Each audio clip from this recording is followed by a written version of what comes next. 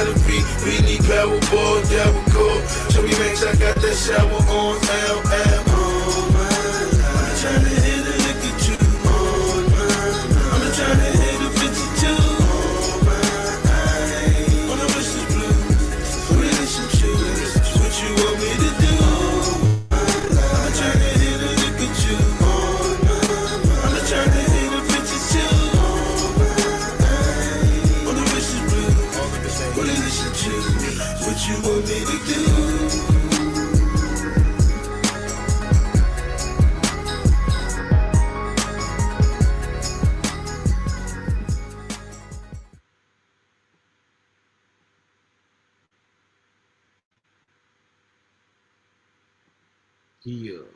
Man, salute, man. Shout out to everybody tuning in, man. Y'all hit that like button, hit that share button, hit that subscribe button. You dig, man. Top of the night. We gonna run it up.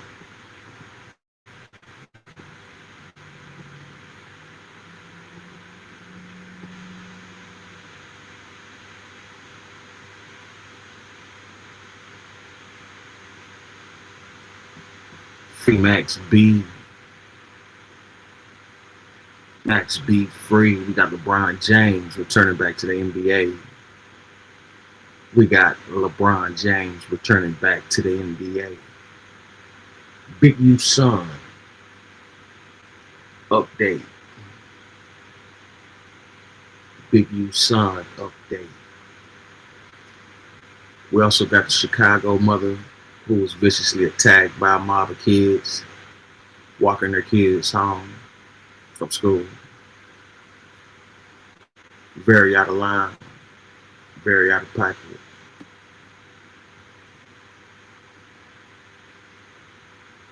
We're gonna dive deep into it. A lot of what's going on today.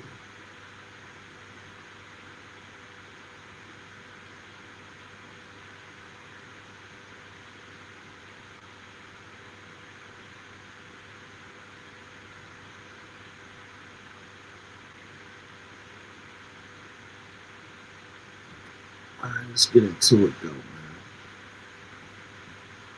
Max B.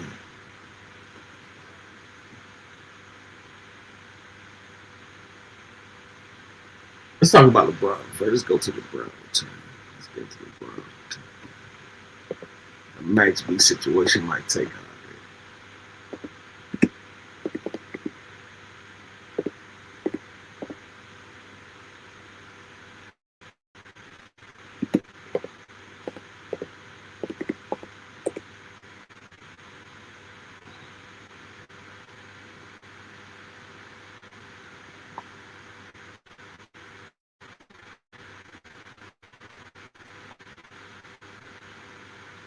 Let's go to the arena.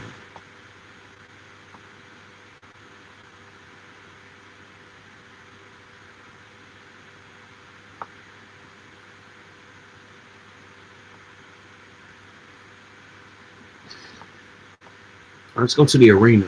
Subscribe to the arena. LeBron James is coming back to take it.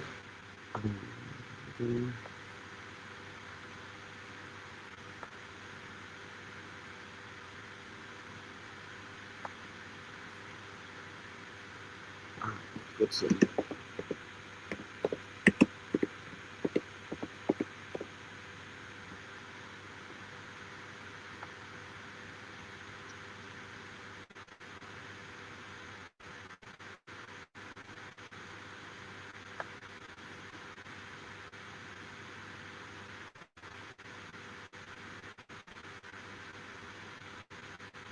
All right, here we go. The arena, LeBron James is still doing the unthinkable.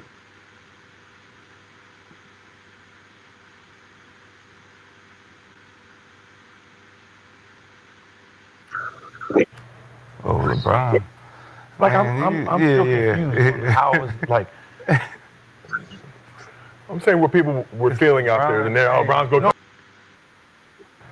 it was just. How did LeBron look in his year 23 debut?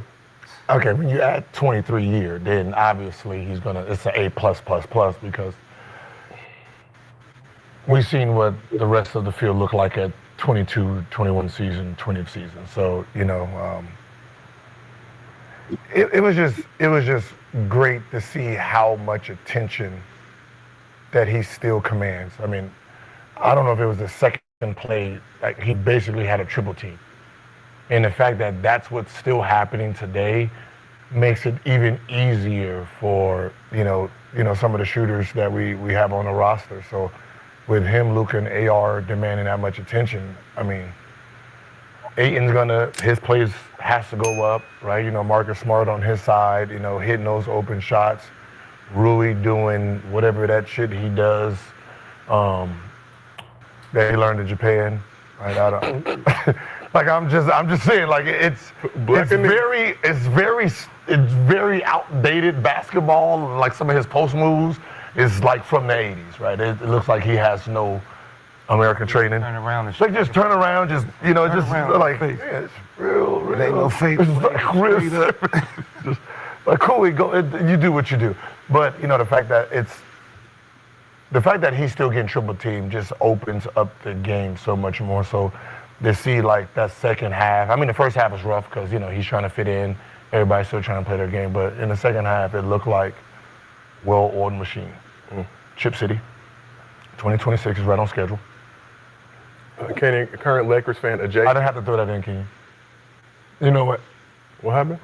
Let me just take off the Chip City in the 2026 until after he does this thing. Kenny, Lakers fan adjacent, hoping to bring you over to this side at some point. You know it's only one way that's going to happen. I've been making calls. I've been working my back. One way that's going to ever happen. So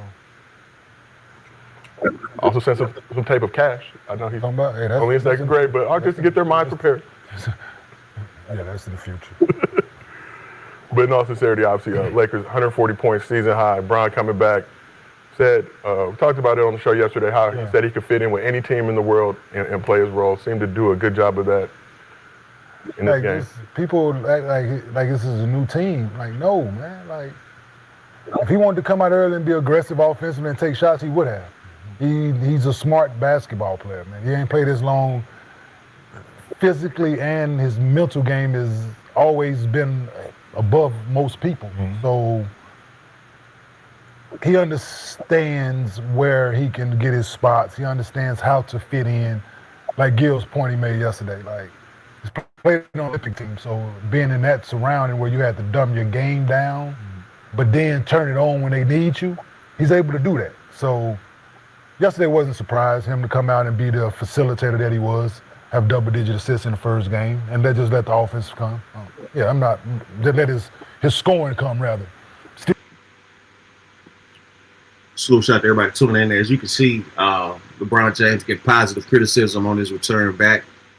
I believe he had 11 points, 12 assists, and so on and so on. LeBron James, by far, individually, the greatest player, played the game of basketball.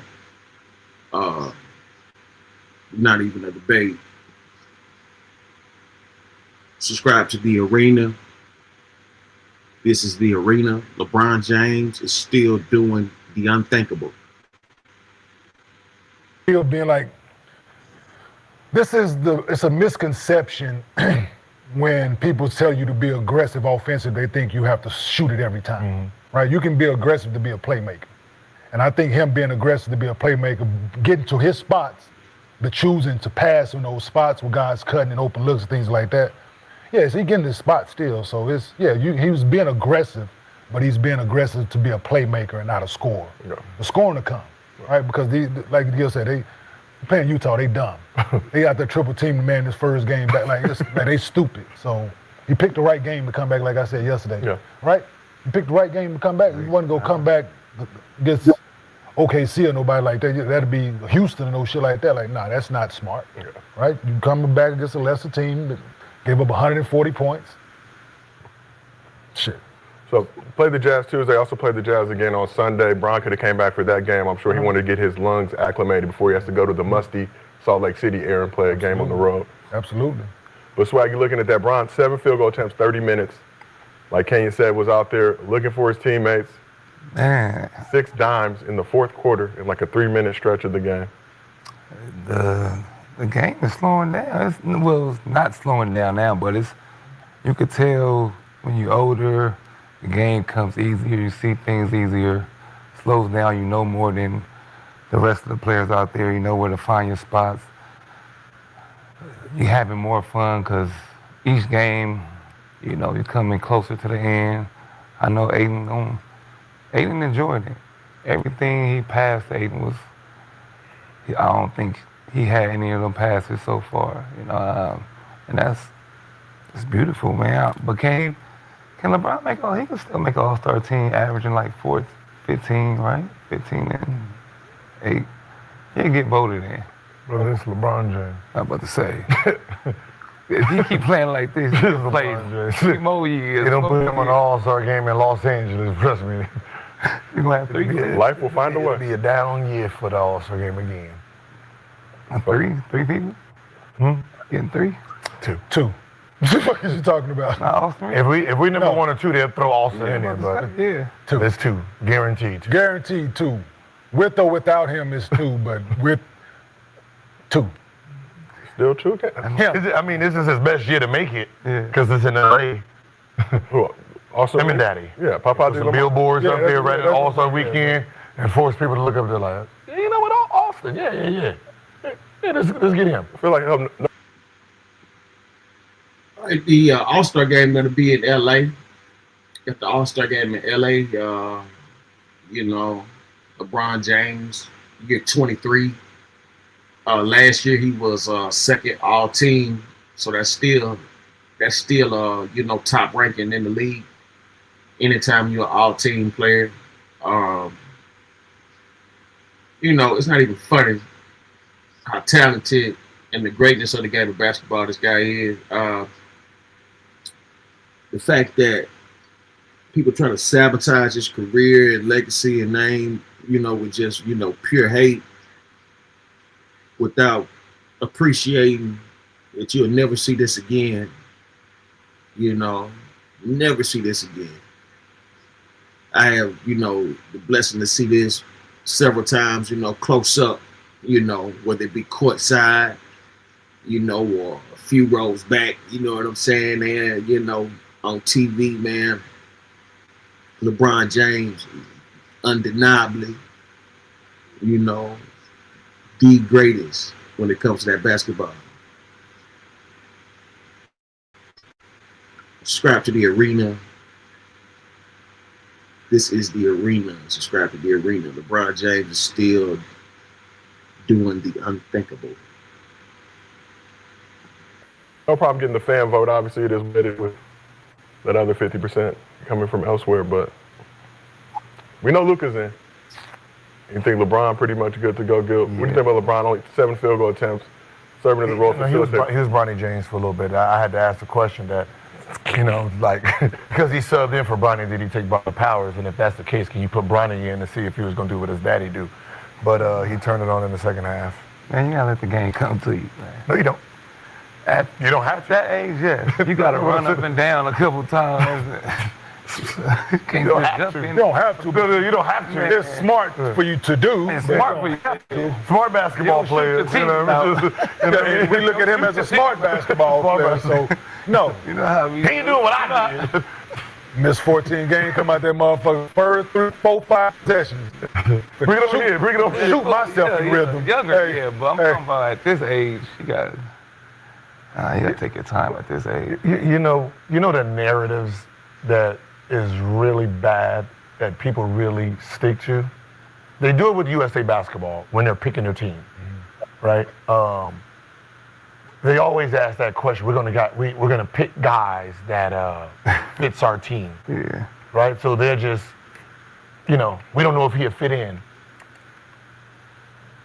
Like you know, like all the basketball players that's in the league, they've played basketball, elementary, middle school, different AAU teams, college. They've been on all types of teams with all type of players, and they had to fit in at some point. They had to adjust their game. So the fact that you're that naive to say, I'm not gonna put these guys together because they're not gonna fit. You put those guys together, they're gonna see what each other does well, and they're gonna figure it out. And that's what happens here. Like, these are NBA, these are the elite of the elite. Like, you really have to be stubborn not to want to Yes. figure it out. Absolutely. That's all it is. I'm too stubborn. Like, I know he can do this, but I'm set in my ways. That's that personality. That's rare in the NBA. You come across it, but it's rare. Most players, you put an all-star team together, they figure it out. They know it. I know what I'm good at and what I'm not good If they're at. trying to win. Yeah, they're trying. Yeah. If they're trying to win, they're going to figure it out. Like, it's no You point. gotta But be it's the Lakers, it's Hollywood. to We be talked like about in the offseason, obviously Luka getting his extension, and how Brown was feeling coming into year 23. Pelinka saying, you know, he hopes that he can stay with the Lakers. That'd be a positive story for being more or less non-committal. LeBron opted into the final year of his deal for the first time in his career. Mm-hmm. So naturally, there was going to be some discussion about how he was going to be able to acclimate and fit in with this team. They had 14 games without him. I was 10-4 at that point before he came back last night. And it seems like, hey, I'm just going to fall in line, at least from what we've seen for this first game sample size, and do what I can to help the team win. Oh, LeBron. Like, Man, I'm still confused on how it's like. I'm saying what people were feeling out there, and then LeBron's going to come in here and mess up the chemistry. That's why I mentioned, I said, this is not the Olympic team, right? Where there's a Kevin Durant, there's a Curry, right? There's an Embiid, there's a Booker, right? It's not that team. He's coming back to his own team that he's been here forever.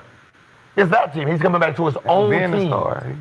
Billboards everywhere that got the champion. That's his team. And you gotta. Yeah, there's a new guy here, but it's still his team while he's there. If worst case scenario, he is second option. Yeah. Worst case. Yeah. Worst case. And at this age, I'm pretty sure he doesn't mind being the second option to a guy that's doing what Luka is doing, right? Consistently. Before he got here and now, that's not a bad. That's soon to be 41 years old. It's not a bad thing to be. But you guys have been on a team before. You've never dealt with that kind of dynamic of two stars Who? kind of vying for. Who? I'm just saying. What do you mean, Tony? Yeah, you know, but and not to say obviously it's gonna be like that. Obviously, Luka has a very high praise for LeBron. Says his favorite player of all time. But Yeah, they had high praise for one another too, but each one of them motherfuckers trying to average 27. Mm-hmm. So, and that's just what it is. Like, and they did it, but it's at the end of the games, it's like, You know, in figure it things out. like that, who had to sacrifice? What players? Oh shit. Chauncey, right? Well, Chauncey wasn't there. That was Melo, they traded Chuck for it. right. Chauncey. Oh, we'd had Chauncey and Chuck together. Oh, we winning it. Yeah. Because it's never like the shooters. They take a couple of shots, but there's always someone that you don't see or you don't give praise to who takes a backseat to make it all happen, and that person goes unnoticed. That's why I was trying to figure out what third or fourth option. That's like, all right, look, goddamn, let me get it from you to swing it here. Like, we know that's the Draymond Green on Golden State, but every team, if there's two main stars, there's always some bridge guy that goes unnoticed because the stats don't say. But he's the one to get it from A, and we hit here, okay, back door, okay. Hey, I can see you getting attitude over here. Let me do the pick and roll bounce instead of me dunking this. Let me go ahead throw it to you, get your little shot. There's always a person like that on the team. So. well, who's going to be that bridge guy on this Lakers squad? So you just look last night, one game sample size. Brown took 7 shots. Luka took his 22 shots. Austin Reeves took 11 shots, but was 11 or 12 from the free throw line, so he was still being aggressive despite the low field goal attempt. 8 and 13 last night. It works, huh? Like that. It was LeBron last night. So also, you know, Austin Reeves a little bit, but you know, you have Marcus Smarts, you have bridge guys on that team that are sacrificed for everybody to help make up the difference. That's why I feel like the Lakers might have a chance. I'm like 8. Yeah, so far so good, man. People seeing, you know, the facts and not trying to be political with this. LeBron James came back, contributed a hell of a lot to the team. I think that was one of their highest scores in recent years. I think they had like 140 points or something like that. So we're not gonna sit here and deny this guy as if he's not a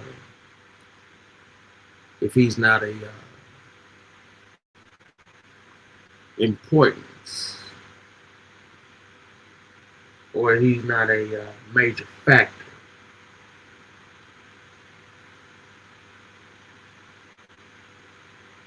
The IQ, the intensity,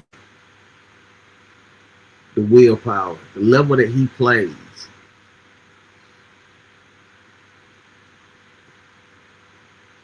Let's stop it.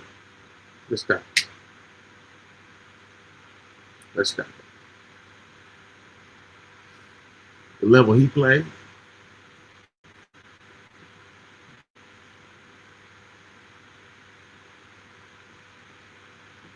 last series. Scrap to the arena. Man, I just want to see him against Jokic.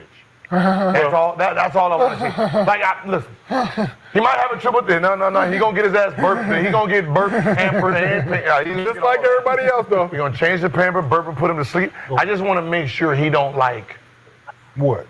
Disappear. Yeah. Like, you know what I mean? Get frustrated. You know, like Just as take long the as ass he's like whooping. battling, Yeah, we have a chance. Just take your ass. Take the ass whooping. You Don't do the get Nick. What you mean? Don't get hit in the head and it didn't hurt. They start looking around like, Right, you know what Gil's referring to. Either way, yeah. Oh. Yeah. Did As that long as you happen? don't nick it. You know, we good. We have a chance. Disrespecting me a lot. Well, you better not. Well, you better not do what the counterparts across the town tried to do. Tell you that shit right now. Go out there and play that man one-on-one. I bet they won't do that shit again. Get the 55 piece. Hey, oh yeah, we're gonna play him one-on-one. Now you better, like the first game that JJ got the job, y'all better throw on him. Yeah. DeAndre Ayton gonna need some help. You know what I've tell you learned? that shit. You know I've learned through Just gotta be aggressive with Who? Joker. Okay, be aggressive. Yeah, Okay. dude, and with, Double nickel. You gotta get under their skin. Double nickel. You think you can get under that man's skin? you know, the nigga who gonna speak English. Yeah, you think he's gonna bother him? You think he's gonna bother him? Lakers did it before. If you back in don't the day. physically, Back in to the who? day, before. I'm just Did it saying, to who? He was still the same. Did it to who? No. Say it. This was a Say the different. name. This was a different Joker. Say the name. Did it to who? No. Say it. You know what? So we know what happened after that. When everybody did that narrative and said he got stopped by didn't Dwight say he got Howard. stopped. He got shut down by Dwight Howard. He did. Right, in 2020. Who did? It is 2025. Who did? Right? Think about it. It's 2025. Y'all had In White those House, 5 JaVale years, McGee, what did and you do? motherfucking Anthony Davis. So Nobody don't start does that that. shit. But when we put Dwight in, No, what I'm saying is, No, Dwight's a four-time defensive player of the year. He should play well. Good defense against Nikola. during a global pandemic, that Dwight Howard match, right, where Dwight Howard was doing all he was doing. You got to remember who Dwight was, right? You're talking about a defensive stopper. But That was at that time, he wasn't. 2022. He was in and out the NBA though. 2020, right? Was that? That man won 3 MVPs since then and no more 2 Dwight Howard. runner-ups. Ain't no more Dwight Howard than What I'm saying is, since He that going against time, Gobert in the and next fucking- 5 years, he won Hold 3 on. Hold on. He going against who? Who you just say? Gobert. How many defensive player of the year he got? 4. So what are you saying? He's skinny as fuck. But it don't matter. He got 4 defensive player of the year. He's supposed to be the defensive player Who's stopper. gonna play? But he's not playing hard though. Who ain't playing He's not playing tough. I get what you're That's saying. what I'm saying. Nobody's playing tough. That on him. matchup pissed him off so much. In the next 5 years, it's 3 MVPs and 2 runner-ups. That Five. matchup. He could have had 5 MVPs in 5 years. Should have 4. Nobody's getting He it. should at least have 4 MVPs. No, That's should how have pissed 4. off he was about that series. No. That's what he's done since he got stopped. Nobody's getting into it. What I'm saying is, that's And it what just he wasn't did. Dwight neither though. Y'all had Dwight, JaVale, and Anthony Davis. And Anthony. Y'all had motherfucking 3 Hall of Fame bigs, well not Hall of Fame, 2 Hall of Fame bigs Hall of and Fame. another shot blocker. But nobody- Anthony Davis, as you know, Very active shot blocking JaVale McGee. And usually they had JaVale or On they the had weak Dwight side. and AD at the same time. And you got and then you put AD on him and let the other dude weak Dwight side. name him. So it's now what else bigs? it's like when we used to do me and Marcus Camby, goddammit. Yeah, I got him, MC. Guess what? Come clean this shit up. Yeah, they pulled that. That yours, Detroit Pistons. Yeah, clean You it got up. Ben Wallace, Rasheed Rasheed Wallace, on and then it. you got Tayshaun Thank Prince you. back there doing what he's doing. So who's doing that now? Ain't nobody. Thank you. Okay. Get it? But you act like Rudy don't have a defense player. Yeah, he's supposed to be defense slap in this league. But he's not built like Dwight Howard. But Dwight was. We all knew what Dwight was made of. Like there ain't no secret. But that's what I'm saying. He So if Dwight, if he would have got the best of Dwight, get it to if he you. would have got the best of Dwight, then it would have been. You better watch your French. mouth. Who? He's French. Yeah. that's why we embrace all countries here in Gills. We represent them But underdog. they're nice people. That's what I'm saying. They're They're very too friendly. polite, Yeah. Okay. We. Yeah. He wanna, But Nikola get him is. taking Yeah. shit down there. Crunkets. Him. Crunkets. Is it crunkets? Crumpets. Man, look, I mean, sometimes when somebody I like got crumpets red in their eyes, there ain't really much you can do about it, okay? He got beat but up. I'm saying, He got beat up in the playoffs. I don't give a fuck. You bring Dwight. You can bring Dwight back all you want right now. I guarantee you, he will go out there and say, "Hey, this ain't about no win." Yeah. I'm 70. Yes. I'm going for Thank 70. you. Thank This ain't about no win. Go for 70. Kill me all day. 70. Oh, he will. Man, people are soft, bro. They let him bring the ball up, do whatever he want. He stand there, do this shit in front They of don't let him do it. I feel like they're trying to stop him. They're doing this shit by the ball, just ball in your face. He like this. Nick, Kicking people off, man. That shit Nick, you been in soft. that locker room before. You been like, hey, when they go on that motherfucking board and they write that shit up on the board, right? I guarantee the first like 7 things that they put up that motherfucker has something to do with number 15. Oh, I know. It's gonna be, but I'm just saying, people, they ain't gonna get into them. Like, Yeah, I'm pretty sure they tell. Frank White, salute, man. Shout out to everybody tuning in right now. We watching The Arena. This is a review on The Arena. Subscribe to The Arena. LeBron James still doing the unthinkable. LeBron James returned back to the Lakers after the sciatica injury. LeBron, 23rd year. 23rd year, the longest active player to ever play the game of NBA.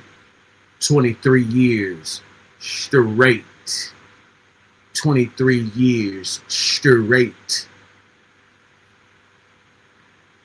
Countless amount of All-Star games, countless amount of MVP, countless amount of rings, countless amount of rankings. Number 1. I believe right now he's going for the assist. He's going for number 2 on the assist. He's going for number 2 on the assist. I think John Stockton's number 1, 17,000+ assists. Unreal. That goes to show you the effect of Karl Malone. If you look at Karl Malone, that's how he's so high on the point scoring ranking, because he had John Stockton. And that's how John Stockton made it to number 1 on the assist. That's how John Stockton made it to number 1 on the assist through Karl Malone, the mailman. Yeah. Do that as well. Hey, listen, hey, be physical with him, do all that shit, cut him, do. I'm pretty sure they saying all that shit to them. well, you tell him go bird to do that. Run him, do all that. I guess what? Yeah. Could you hit him in the back? Hey, Guess what? You try everything. Them motherfuckers out there shooting that bitch the other day when none of that shit touching the net. I mean the rim. Motherfuckers out there, bitch, layups off the glass. None of that shit hit no rim. I mean, some crazy stat, like anytime Joker has a ball in his hands, the percentage of the team scoring is something like absurd right now. Where Every scouting report I was a part of, that we played against a guy like this that can do a little bit of both, and we said, you know what? We just gonna make them a score. They gonna have to score 50 to beat us. Yeah. and Every single one of them. here's 55. Every single one of them did. Lost. Like it's one of those things where you try to outsmart the other person. Yeah. And you really be like, all right, we're gonna play a man-to-man, and we're gonna stay home on everybody else. 32 and 15. That's still 15 assists. Like, Now, one help, you're not gonna die. Like yeah. Well, I love when they do that because it's usually never my guy. So I done got to help on AI or code. Trust me, I won't. yeah. well, let's shift back to the Lakers and to your point about them just going one-on-one versus Joker. LeBron didn't have that experience. Even at 41 years old, LeBron showed his impact on the floor and the defensive attention he still commands. So let's take a look at this photo from the game right here. He done. LeBron was subject of double and triple teams during the game, including this moment, with 2 of the 3 players in this triple team weren't even alive when LeBron's NBA career started. Your whole back turn. I mean, just I know. Everybody back turn. Not even looking at so we touched on this a little bit, but Where how, is the 5th Look at percent him. is what I want. The 4th nigga. Denying Luka probably. With his back to him. Yeah, denying You Luka. seen them do it the free throw? But I'm saying, no, the 5th one out there denying Luka with the his LeBron back. Oh, back. yeah. LeBron back is to him. Austin Reeves guy is the one that's helping. so you already have playmakers in Luka and Austin Reeves. Now you add a third one with LeBron out there on the court. But how much does having LeBron on the floor create scoring opportunities for his teammates? Just LeBron by himself. There were stretches where it was just LeBron with Luka sitting. There were stretches where they were on the court together. He averaged 7.5 for his career. That's Yeah. So we round up. That's impressive. Cool. So that says everything. Nobody else could do that. Nothing new. That right He's there. a willing passer that can score. He wants to pass the ball first. He's a scorer. He can score. It's not nothing new. When all said and done, he's going to be second all time in assists, man. So he's a willing passer. It's hard not to put LeBron James First in scoring, second in assists, all time. Hard He's not a to willing put- passer, man. So He's played 23 years. It's right? hard, bro. Year one is the only. I know year one he lost because Jeff McGinnis got put on the team, right? Leading the team in assists. But I'm pretty sure it was at least 19 straight. yeah, he averaged 5 that year, I think. Shit. Yeah, 5.9. 6, Jeff McGinnis got traded there. Got you. Jeff which was the had a point higher. guard. It took, Yeah, so it took it from him. Yeah. So, I mean, the only people who would have threatened, like, beating him would have been, like, one of Westbrook years and then Luka last year. Other than that, at least 20 of his 23 years, he led the team in assists. Yeah. So You got that on the team. Then you have a Luka on the team, right? So if these guys don't look like Utah look, yeah. where I don't care what the color of your skin is, you should be just a dead, flat-out shooter. You shouldn't want to do nothing else because it's easy. These guys are gonna. Yeah, the game of basketball has definitely changed. Steph Curry's revolutionized basketball to where it's more of a shooting contest. So many people now working on the shooting game instead of the post up, mid, range and everything like that. They working on the 3-point and beyond. Not only is it 3 points, it's also it's a sight to see. If it goes in. If you look at the way the game once was played and to the way it's played right now, you will see a complete 360. You'll see a complete 360, but several times though, because before the dunk they were shooting, they just shot differently. They shot, they call it grandma style, where you shoot from between your legs and up and things like that. The shots were a lot weirder originally. We gotta go back and look at some NBA history one day, man, and see these never before used shots, because the game has changed several times. The game has changed several times. NBA and the game of basketball is not what it started, but then again, you start to see traits of the old ways.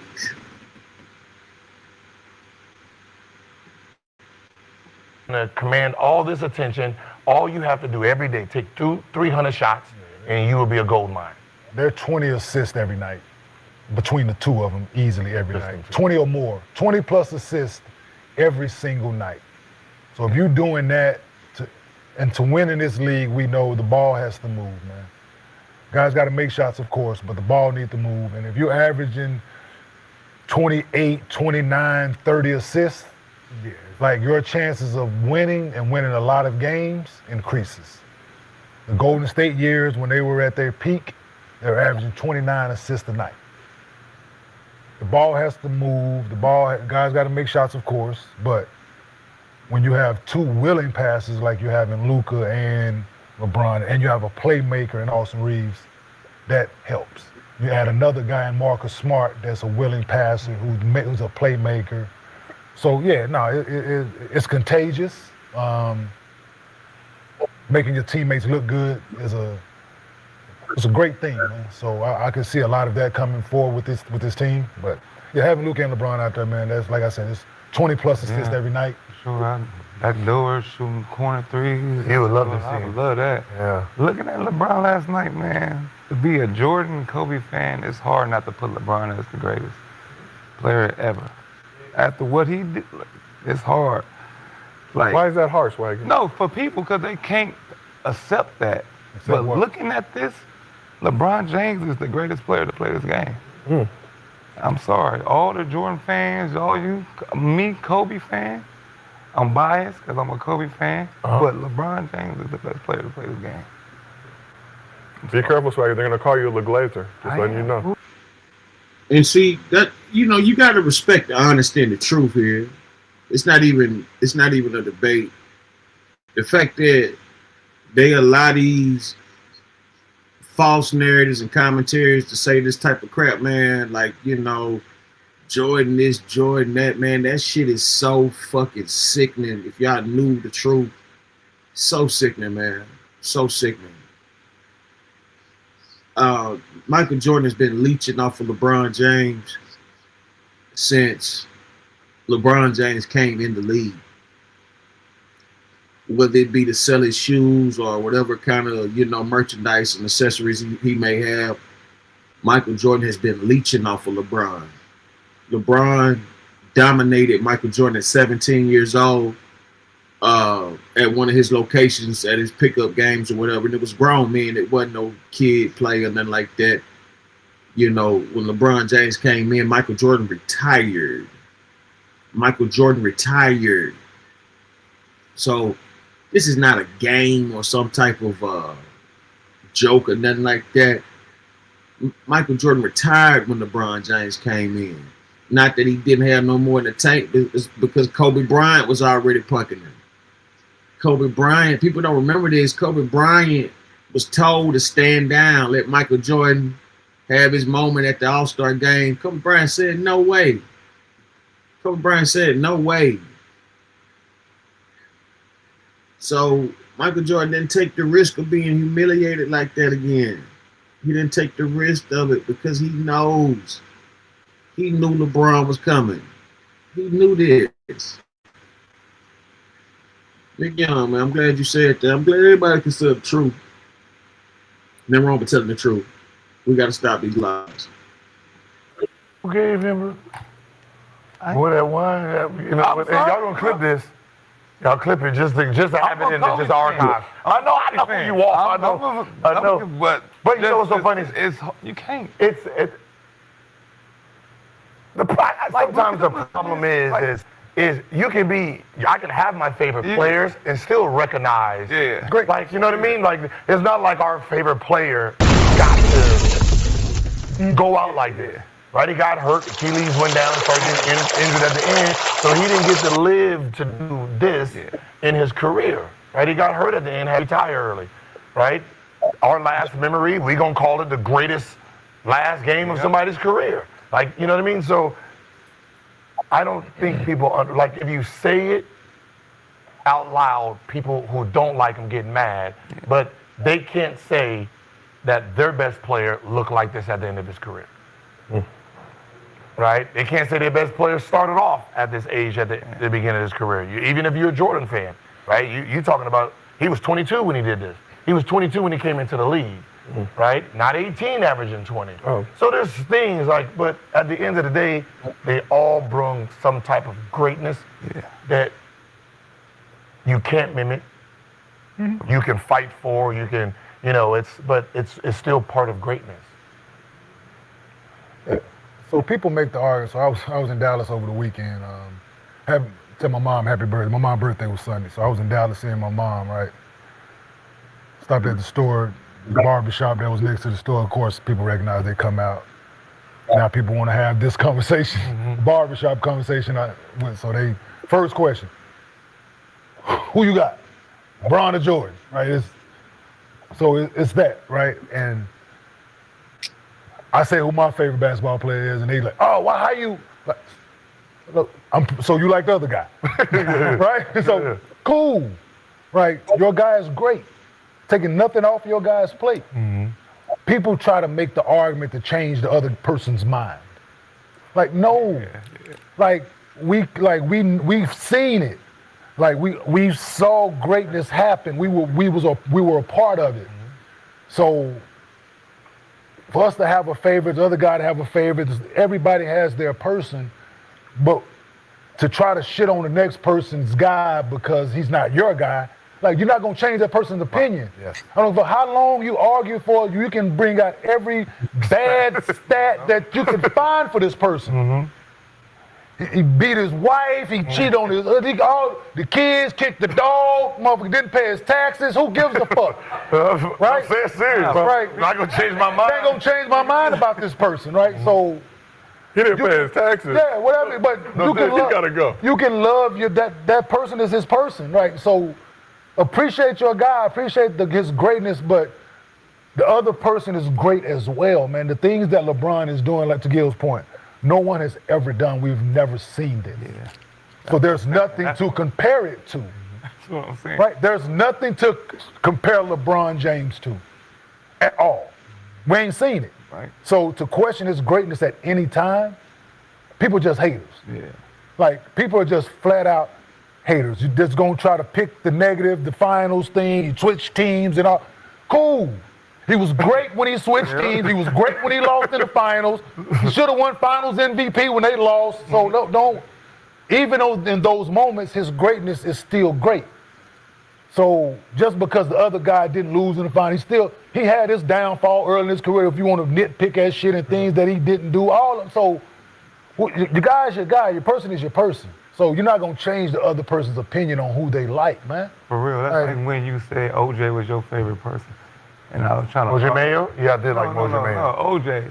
And I was like, dog. OJ Mayo, I love OJ Mayo. Orenthal James Simpson. Oh, yeah. Yeah, he loves him. Who? The juice? Yes. I like orange juice. My dog. Yeah, that's just like I do somebody listen coming to like, do. if you got a significant other, right, and somebody else was with her before, and you like, hey, dog, she didn't do all these things for me, or why you with her, why you like her, like.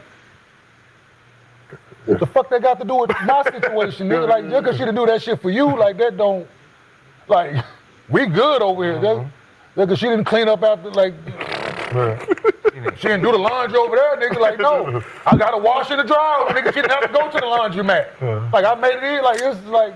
Yeah.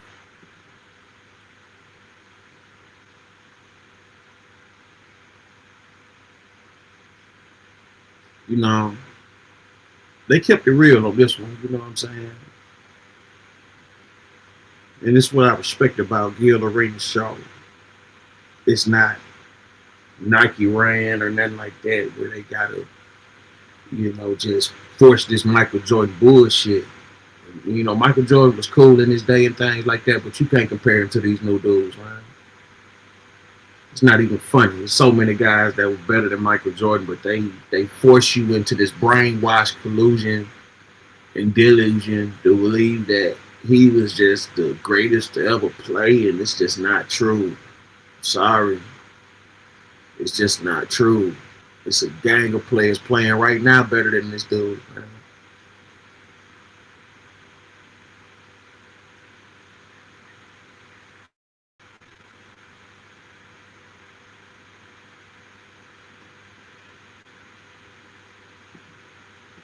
Gil? Gil, do you have a washer and dryer here? Two and two. Okay. Like the laundromat, 2 and 2. 2 and 2. All right, well, before we move on, we got to give some love to DeAndre Ayton.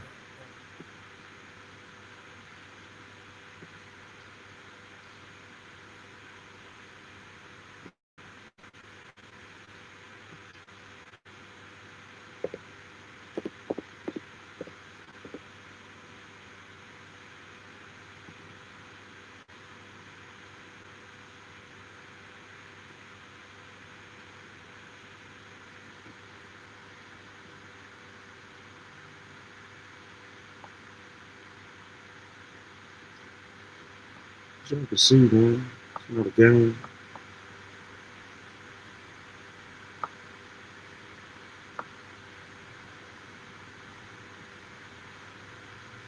Let's go to Swiss culture. Let's check out Lakers practice. LeBron versus Rue all around the world.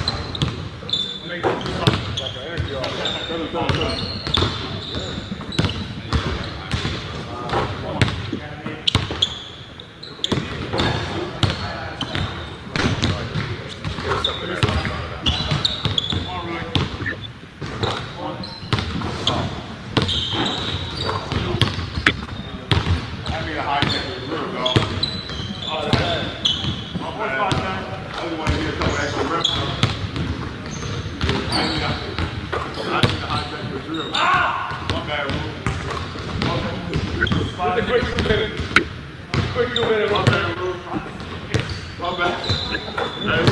lot of trash talking. I had no part in making the teams. I just feel like the Luka Ty pairing and the Bo Jake pairing were a little unfair. Particularly when, I'm not going to name names, particularly when one of my teammates decided to eat through the majority of the tournament. Like, Now, JJ Redick. This guy is a fucking time bomb waiting to happen. Notice how he's speaking against whatever comments about Luka, so on and so on, and his fucking face is so far up Luka's ass is crazy. But he has no problem with the media disrespecting LeBron James. He has no problem with the media disrespecting LeBron James. This is the coach. If I'm not mistaken, LeBron helped him get that position so he could talk down to LeBron. So he could disrespect people.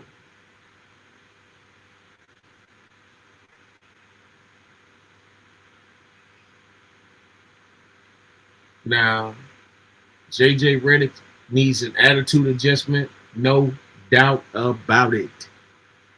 His attitude is 100% trash. It's been trash for quite some time. Let's check him out this year. Let's see how this year goes. But notice he's glazing. Notice he's praising Luka and standing up for Luka. But the disrespect for LeBron that goes out every day is ridiculous. And he's not saying a damn thing about it. Not like. Let's describe Swiss cultures. No, just like he was eating food, watching me and the other teammate I had play. The other team I had play. You can probably figure out who that is. Not the best pickleball player in the world. Love him to death, but just I felt like I woke up this morning. My back just it hurt from carrying to the semifinals. Yeah. But no, it was great. And AR, Luka, Jackson even have a little bit of background in racket sports, so it was good to see those guys compete in something else. But it was awesome. The King has his own custom paddles. Didn't know that. Found that out yesterday. So a lot of good stuff. How is LeBron at pickleball? That's the same team play. I like it. I can't answer that. Sure, he took that well.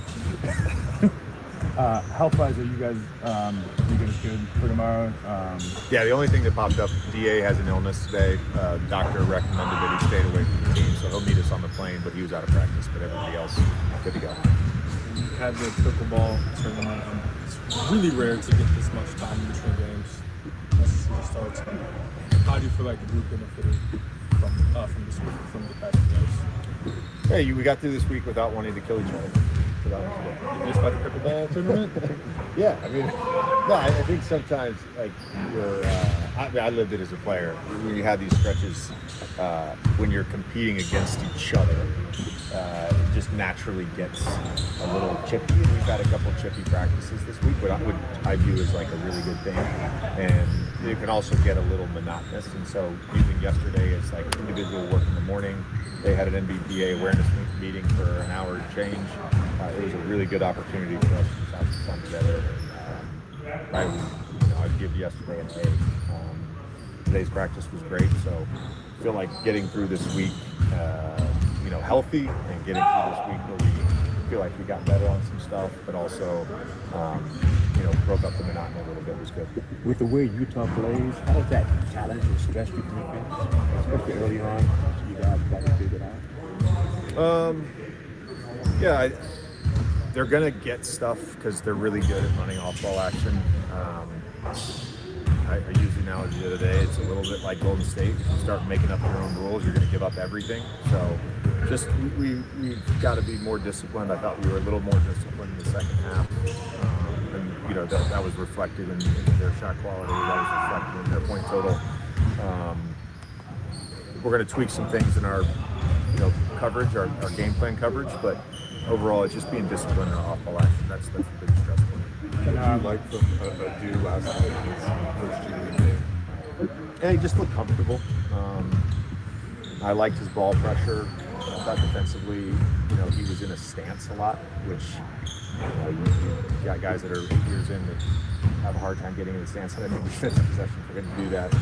In his first extended period, he was really good. The athleticism obviously pops. Thought some of the stampede drives were really good. Just attacking the rim, getting to the foul line. So overall, really pleased with how he played. You rolled TV Pundit hat back on for a second, and what do you think this ball will be in this game? It'll be whatever people decide it is.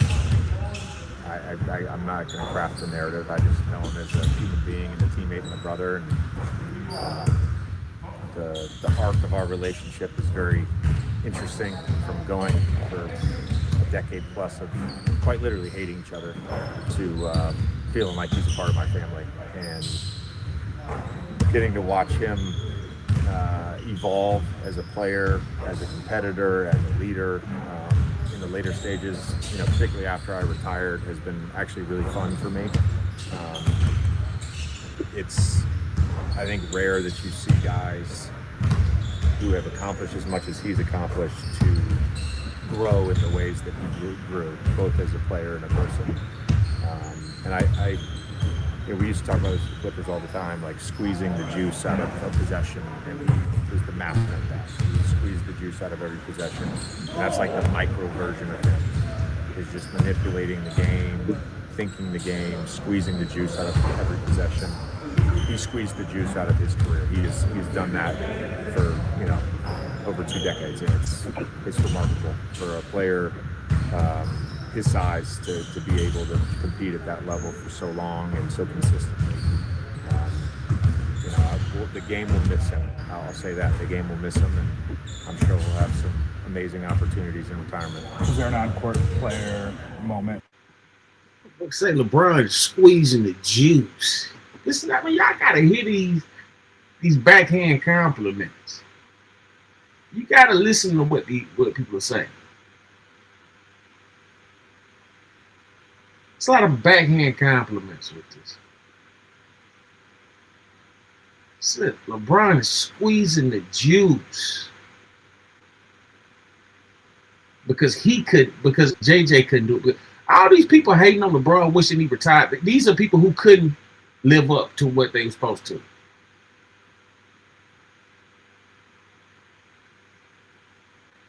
I've yet to hear any bona fide NBA champion speak on LeBron playing.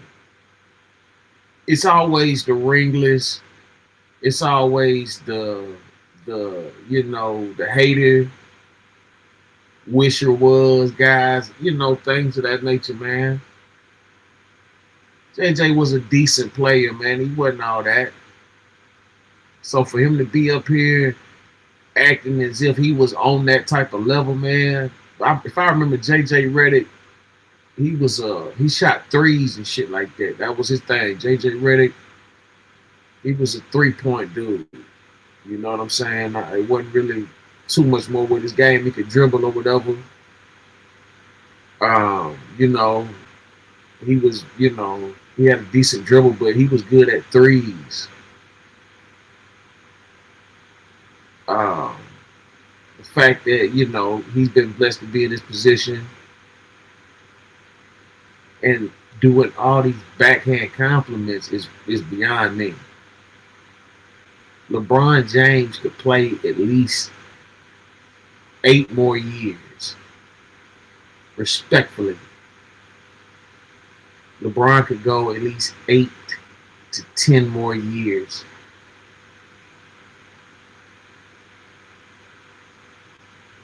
I say he's done in 25, but he might do the Kobe tribute for the Lakers and leave 24 years or whatever. But you got to understand, these records and everything like that, He must leave his mark. These are the people who are hating LeBron and saying all this, he's squeezing, all this old bullshit, man. That's bullshit. That's bullshit. These are all people who couldn't do it. JJ, your career was over like 5 years into the league.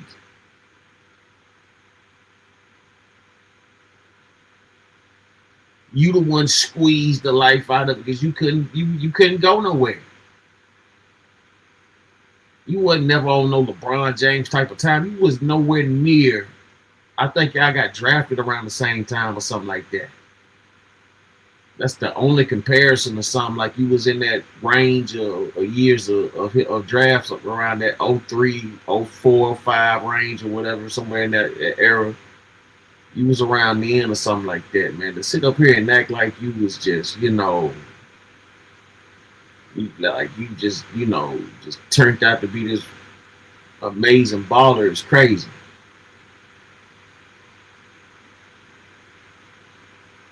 The disrespect towards LeBron James is ridiculous. The fact that you guys are even making these bogus, hypocritical insertions is asinine, and this is poison. It's poisonous. It's poisonous. It's poisonous material. Poisonous material.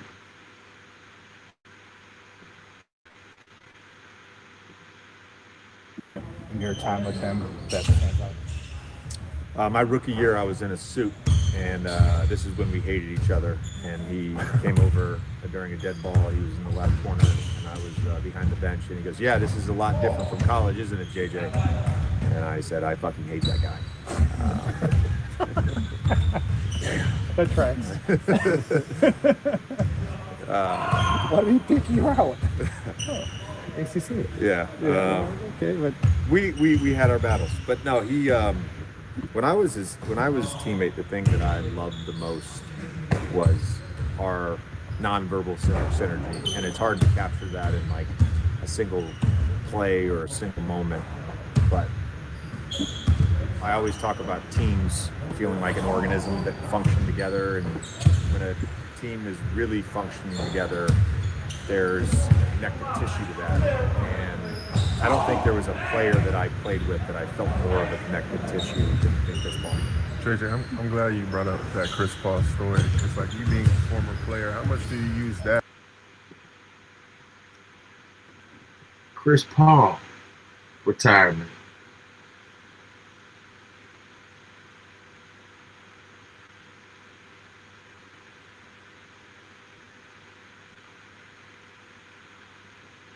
And that's what he's on right now. He's on the Chris Paul deal. Chris Paul actually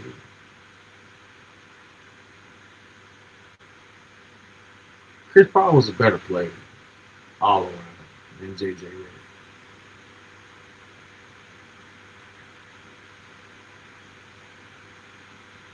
Like I said, JJ Redick he was a decent guy. He was a decent baller. He's a decent baller, but he wasn't on Chris Paul or LeBron James' time. The disrespect that he allows to go on with LeBron James and the things that come out of his mouth is horrible. And now he's disrespecting Chris Paul. Chris Paul is still playing. Still playing. Made a lot of money. A lot of money. He'll go down as one of the best ringless guards to ever play the business. I mean, he's up there with some of the, Chris Paul is a top 15, top 15, top 10 point guard. Might be high up there, but he's there. CP3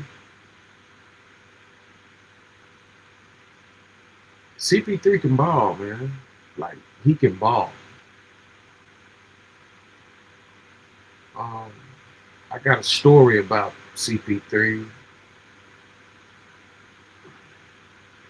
A story about it.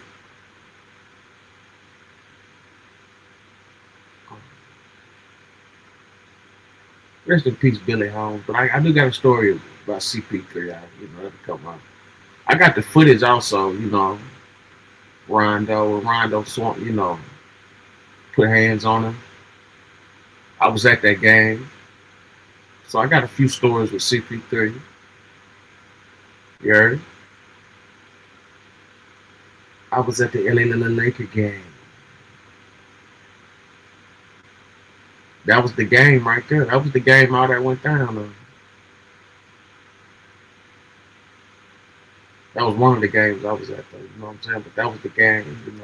Go Appalatos, get that all eyes on me. SendaRoni slow screw, all eyes on me. Go grab that, you heard?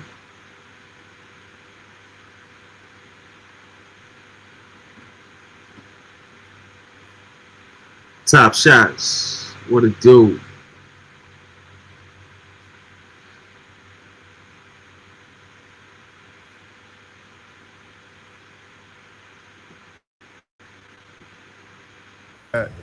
To your coaching, like with a lot of situations, do you still use that, like some of your stories that you had, and bring that to coaching too as well, knowing how you felt in certain moments with rookies, all the way to vets, to when you were the guy making a lot of money, a ton of money too as well. So I just wanted to ask you about that.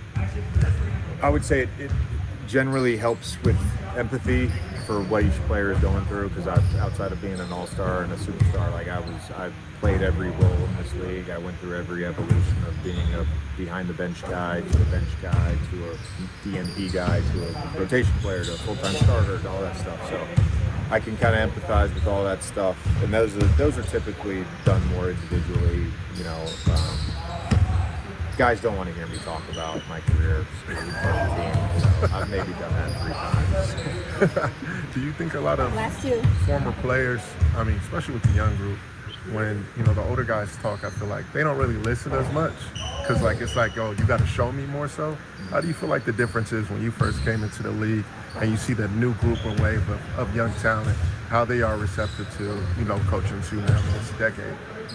I don't necessarily think it's the dynamic is different. There's probably some stereotypes about young players or stereotypes about vets. My experience, and I've been lucky, I've been on a lot of very functional, high-achieving teams.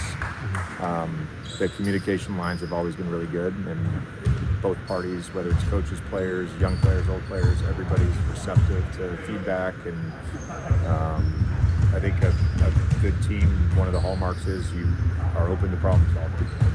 I think that's all part of being a vet. It's part of being a young guy. It's part of being a coach. What do you think is one of the most underrated parts of maybe Chris Paul's legacy, whether that's on or off the court as a basketball player? Yeah, again, I hate saying this. I hope he doesn't win an NBA championship, because that would mean the Clippers win an NBA championship and we don't. But to me, he's the ultimate winner. And I have said this. There's a guy that works in the NBA that I've known for almost 20 years now, and we talk about this all the time. There's guys that have won championships that I wouldn't say are winning players, and there's guys that have never won a championship that to me are the ultimate winners, and that's who Chris Paul is. He's the ultimate winner. Oh man, I was all right. I wasn't prepared for it, but we lost in the semifinals. I was actually with JJ. Me and JJ was on teams. When we lost to Luka and Ty, we should have beat them, but we kind of lost focus. It was late in the day. So we was ready to go home. So I don't mean to call you out, but you said you were teaming with Dredger? I was teaming with Dredger. Dredger. Just telling us about how you had a teammate who was kind of... It wasn't me. It was 3 of us. I ain't gonna mention another one. I'm gonna mention another one. So, wasn't me. I was holding my own. So. That's your first time playing pickleball? No, it's not my first time. I don't play. I rather play actual tennis than pickleball. But it's not my first time. I don't play it at all. Are you as competitive and stuff like that as you are on the basketball Sure, and that's the problem. So I had to kind of go easy. I'm like, the last thing I need to get out here and do is roll my ankle trying to play pickleball. It's the last thing I need to do. So. How important is, having those extracurricular activities with your teammates? And you could kind of see that in the last game, how close of a unit you guys are, and how important is having those type of things? It's huge, man, the camaraderie that we're building. For a lot of us, me, Jay, DeAndre, this is a new team for us. And, we're getting to learn everybody's, tendencies, what they like to do and what they don't like to do. Marcus Smart. He is this generation's best guard defense player, one of, brother.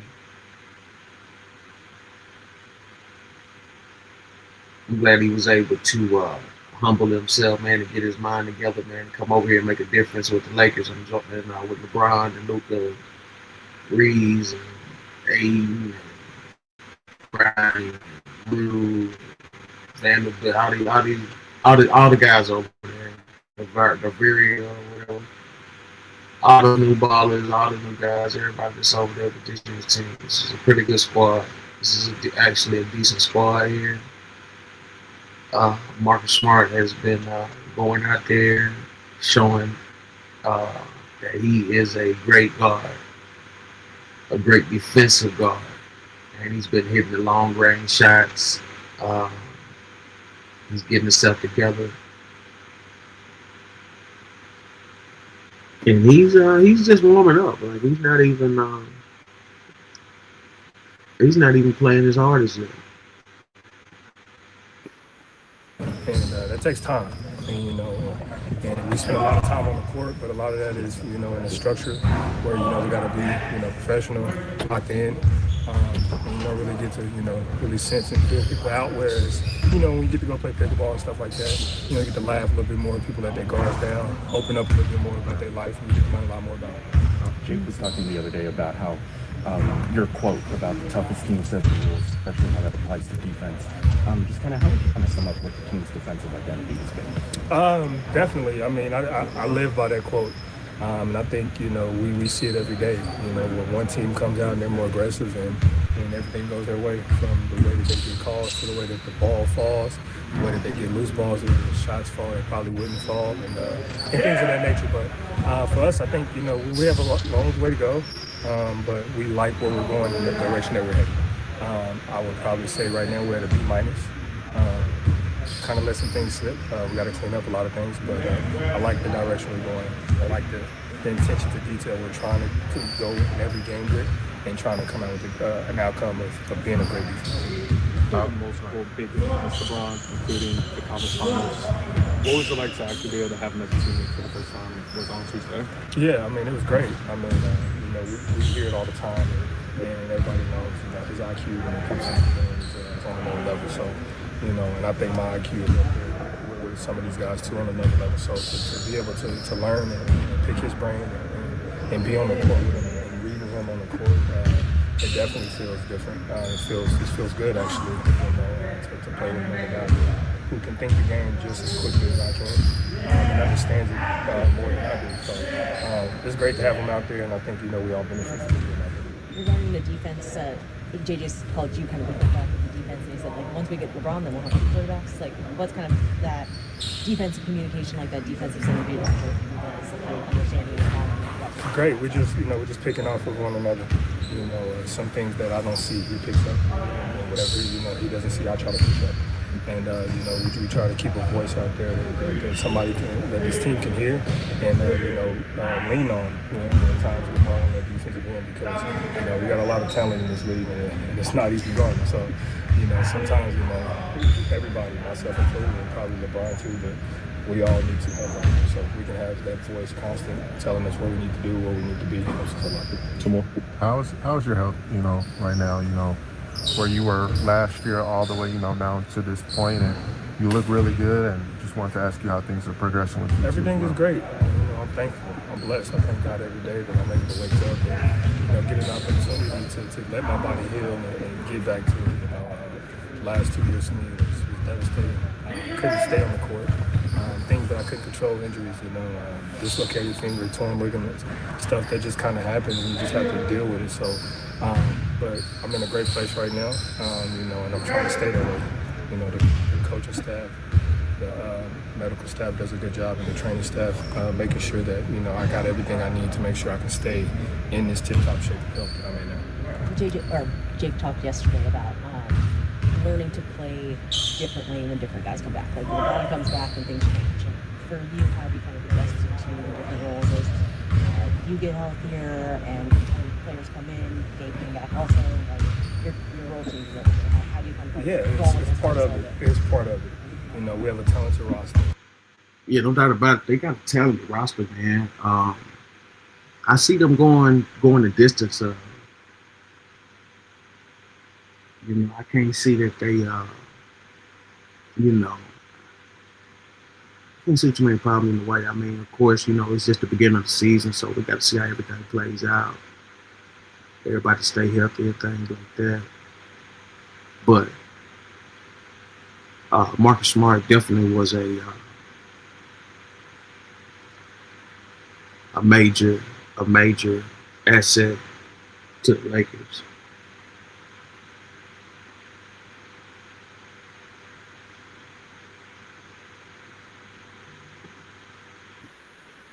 And I got another quote for y'all. I like to call myself a stormy knight. That's not one thing I do great, but I do everything very well, and I'm very adaptable, and you can put me in any situation. And I think that's what we have to do, and I think Jake has been doing a really good job at that as well. Things are going to change. People come back, people get hurt, people have great games, people have bad games. You have to adjust to whatever the game is calling for. Thanks, Marcus. Appreciate it. Thank you, guys. How's your pickleball game? It was not the greatest start for us, unfortunately. We were knocked out pretty early, but it was fun to get together with the guys and the staff and have some time with support. Have you played pickleball before? Never. That was my first time. Any racket sport? Played tennis when I was a little younger. Dabbled with a little bit of paddle, how we call it. You've heard of this? I mean, oh, I've heard of this, right? Yeah. Dabbled a little bit. You ever heard of it? It's like a racquetball, pickleball blend. It's intense. It's a little faster paced. Never heard of this. Really? No, wow. Pickleball is like new. It's not new, but it's like new enough to me. I feel like padel is like the largest, fastest growing sport right now. Interesting. Globally, maybe. Don't quote me. Don't quote me. It took over pickleball. Really? I feel like it's just one thing after another. We find something else entertaining. How do you feel like those kind of team bonding, like how do you feel like the team benefits from that, especially during a week where you guys are going like 4 or 5 days for like games? Yeah. I mean, anytime we get everyone in the same room, I think it's beneficial. Whether it's an activity or a conversation, a movie, film, practice, whatever the case may be. Especially when we get off the court, just build some more chemistry, build some more symmetry, and just get to know each other a little bit more. Okay, I've got to ask you about the vibes. I think there was a moment you and Bron dap up, I think at half court, and then maybe the next possession, Bron finds you in the corner three, everybody stands up. Just speak to that, and then I know there was some dialogue back and forth because I think you did your 3-point celebration, Bron did his, but how has the vibes been amongst the team too as well, and the team camaraderie from the difference from last year to now? Yeah, I mean, I think overall the team camaraderie's been great. The vibe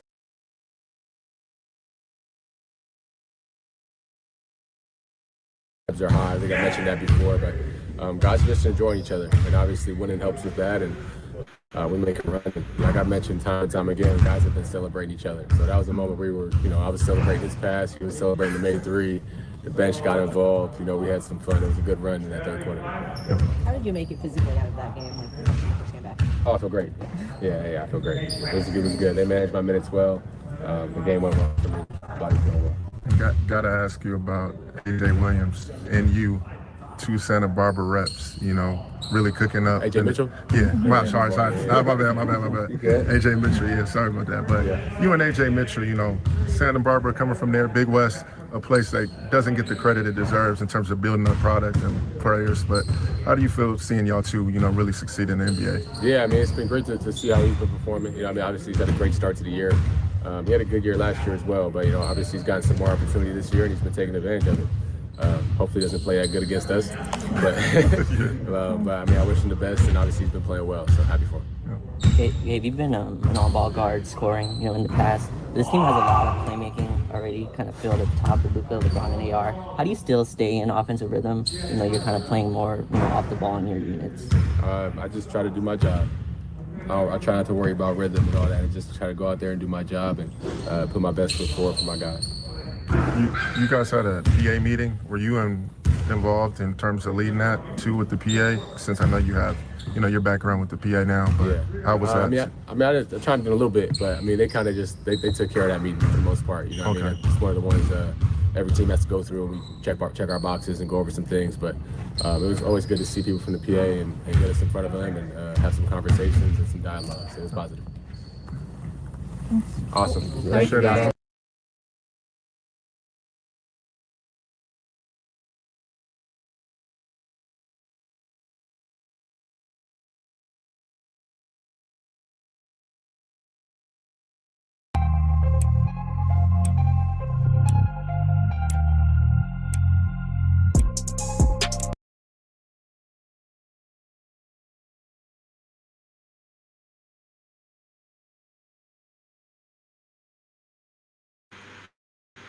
Yeah, that's the LeBron review, man.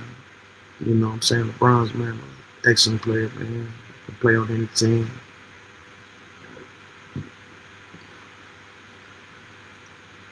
All right, let's look at the Max B situation. Max B. Goat Max, you know what I'm saying? Yeah, funny. Let's see what we got.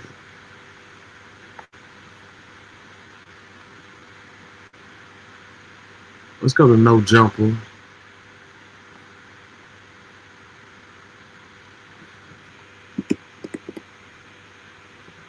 Let's see.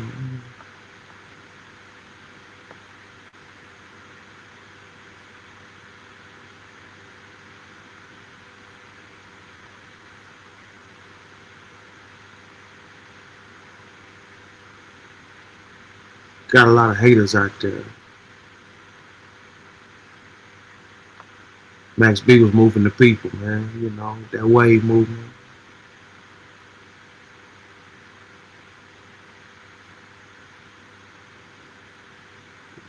Get into some Max B topics.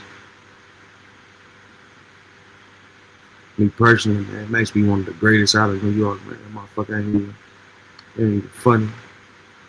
Let's go to No Jumper. Max B snitched to come home early. His brother tells wacky talk. We go off strictly what's on the internet. We go off and whatever you can dig up. No, if I got some exclusive shit, I got some exclusive shit. Yeah. So that's today. not going by what's on the internet. I got some more exclusive shit today on what's the dude name? From New York, the rapper dude. Max B. Why? But everybody has to get taken down. Why Max B? His brother called me and said what? He ratted on him. Not the wave god. You want me to play it? He sending me to work. Sure, why not? He sending me to work. Are you familiar with Max B's case from back in the day? I'm familiar with it now. I'm pretty sure he sent his brother to go rob a girl. The girl's brother came home, or not brother, but her boyfriend came home while he was in the process of. No. They Here's killed how him. it went. It was a chick who met some dudes at a club, went back to the hotel with him. Right. Had a little money, they had whatever going on. She reports it to Max B. She let it to Max B. Yeah. Max B let his brother know, allegedly, Pooh Sims or some shit like that, right? So Pooh and the chick double back. Right. She had a key. So when she get there, the key don't work. They gang entry going there. Whatever she said was there, what nothing there but a laptop, $800. Right? They smoke them up. They kill somebody up in there doing a robbery. Because somebody tries to intervene. Yeah. Right? Everybody get away. Max B get questioned. Mm-hmm. He tells them what club that the female works at and what project building she live in. Oh. He identifies the chick. They snatch the chick. The chick then identifies Pooh Sims. Right? Max get like 75, 80 years. Pooh get like 100, 125. Right. The chick do like 10, 12. She home. And for people out there, keep this in mind in case you're ever thinking of involving yourself in a murder conspiracy. Max B did not go on the mission. He just provided the information about the target to his brother. So here it goes. Time goes by, Max get a time to, from like 80 to 20 or something like that. Yeah, they're chopping it So down. this when it comes to me. So we running it. We see where we got the paperwork because we found the appeal where he gave him the information on the chick. That was a violation. We seen that. But then it was a sealed file, right? I said, so some in this sealed file. They're claiming he got his time knocked down because of the inconsistency of counsel, right? So next thing you know, everybody always asks, Wack, how do you? They call me, right? I get a call from prison. Pooh Sims, who are you? I'm Max B brother. Okay, what's up, man? What you want? He said, man, they was telling me this, what you think I need to do? I said, this is a sealed file there, bro. I said, whatever secret's in that sealed file, only you can get it though, because you're in there, it's your case. This 6 months ago. He called me today. What's your address? What you got? He said, boy, Wacky was right. I said, what you mean? He said, when dude came back, he put everything on me. Said, I did everything. He put everything on me. That's how I got his time knocked down. Wow. Right? So he said, I'm sending you the paperwork so you have it. And boom, this just on the way to no jumper. Wow. Look, this your bad. Okay, so the new information you about to send me I didn't forget. Yeah, so this Wack 100. Now, this same information he already had, like months he been talking this shit. So he gets on no jumper, runs it as if it ain't what it is, now it is what it is. He just got it and all this kind of shit, man. You know, playing the game.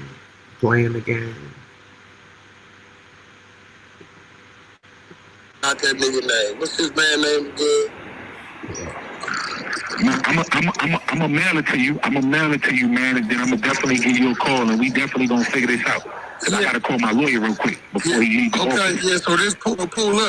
So you saying the new information he gave them, they can use against you if you go back on appeal, overturn it. They can use the new information to rebook you. Yeah, they can use the new information because this is testimony that he gave them when he went back and got resentenced. So you know. This shit crazy, man. All right, well, send me for some shit I ain't do. You know I ain't did it, man, and he gonna go lie to these people, man. So I'm gonna definitely shoot you the information. Send me that new work. Shoot you the information. Send it to me, bro. I got you, so we can. So they called me. Wow, what a crazy ending to that Everybody story, calls me. The other day, the Larry Hoover people called me. They called me. Calling Wack 100 on your own brother, pretty wild. Pretty spicy work right there. He said in the work, he said, Wack, you was right. So he got the sealed file work. Wow. He says, it says in the paperwork, Max B telling them, could you seal this file? I'm a rapper to hurt my career. Wow. That's so when he send the work, he send the work. I mean, hope that's not true. These days it's just content. Doesn't look great, you know. It's just content. Damn. I mean, look, I tell people it's just, after this whole ordeal, because me and 1090, we battling. What are you guys battling about? Well, free Max B, even if he told. Yeah, I mean, hey, look, man. Let him out. Free all the PCs because they deeper than the GPs. But man, the GPs need help up in there. He's not going to have a warm welcome in New York. The GPs need help. If all that pans out, he's not going to have a warm welcome when he gets home. The homie Scando, you know what he told me? What? He said, bro, we on the 180. He said it was 140 of them, I guess, on one side. They moved, this is general population. They moved 80 of them out. When they got up the next morning, they brought 80 PCs in and 60 general population in. You know what the 80 PCs told them? What? When the doors rack is on.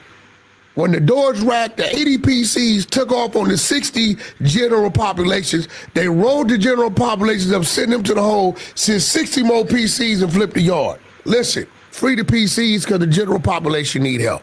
What is this story right here? I feel like you just went into a different story. No, it's just real shit. The dude you saw hit Tory Lanez. Okay. PC. Right. And you didn't like my joke. Nah, that was horrible. This dude took a picture of Tory Lanez where he got blasted up. With the blood all over him. With the blood all over him. And said, this what I look like after I hit my girl on her period. Now, I'm like, bro, what kind of sick, sadistic You're the only person who even mentioned that post to me. If Tory anything, Lanez my guy. I should have took it down because nobody laughed at it. Nobody thought it was funny. I thought it was hilarious. Nobody. Yeah, that's the point. Yeah. But see, you don't get backlash.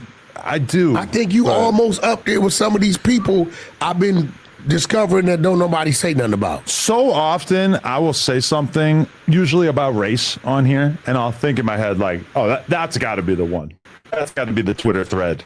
And then it just doesn't happen. Like people are so used to me being edgy and offensive that I think it feels pointless for them to call me out. But then meanwhile, when I said something about Jay-Z not having rappers on his level on his projects early in his career, that had the Twitter wolves on me. This like somewhat nuanced opinion about hip hop that I honestly don't give a fuck about at all. That was enough to get them all talking about me. But I feel like I say a lot of things that are like racially charged that should be controversial. I mean, I got the content when I walked in. You was on the phone. I don't know who you was talking to, but you was like, all right, my nigga. No. Wrong one. You're thinking of Jin Lee, the white boy. No, you. No, not I. It was you. Not I. So you say you never said the N-word? Who in my call log would I have possibly said the N-word to? Let's take a look Maybe here. you was talking to Brick Baby. Y'all do all kind of things. My wife probably wouldn't want to hear me say the N-word. For Extra, definitely wouldn't want to hear me say the N-word. Brick Baby, there you go. Honestly, he would be very okay with that, but not someone I would say it to. King Pill probably wouldn't care, but you know.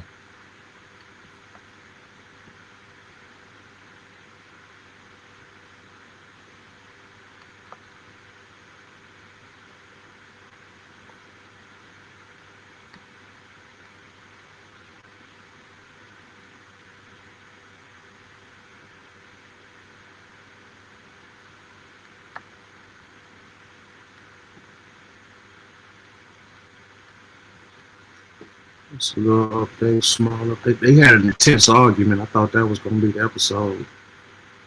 You know, they had a real intense. Let's see if I can get it.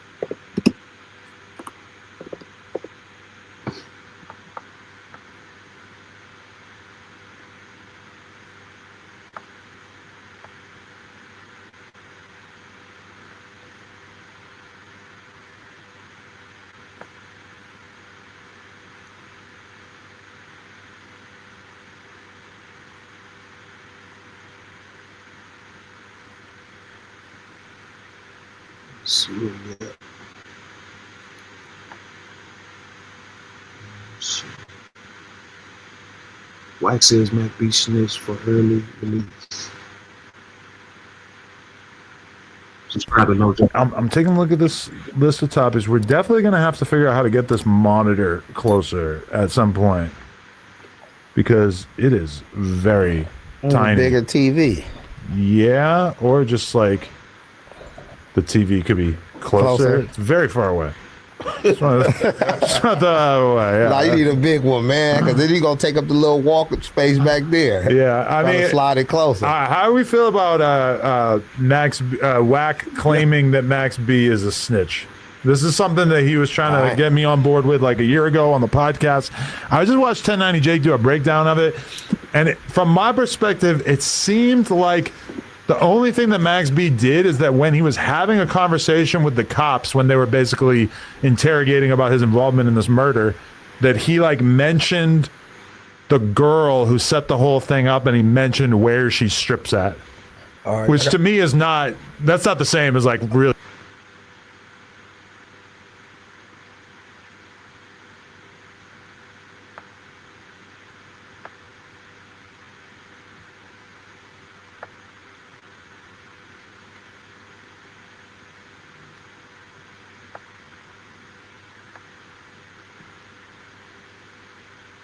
Yeah, here we go. Adam and Wack get into an insane argument over Max B. No Jumper Clips. Subscribe to No Jumper Clips. Here's my review.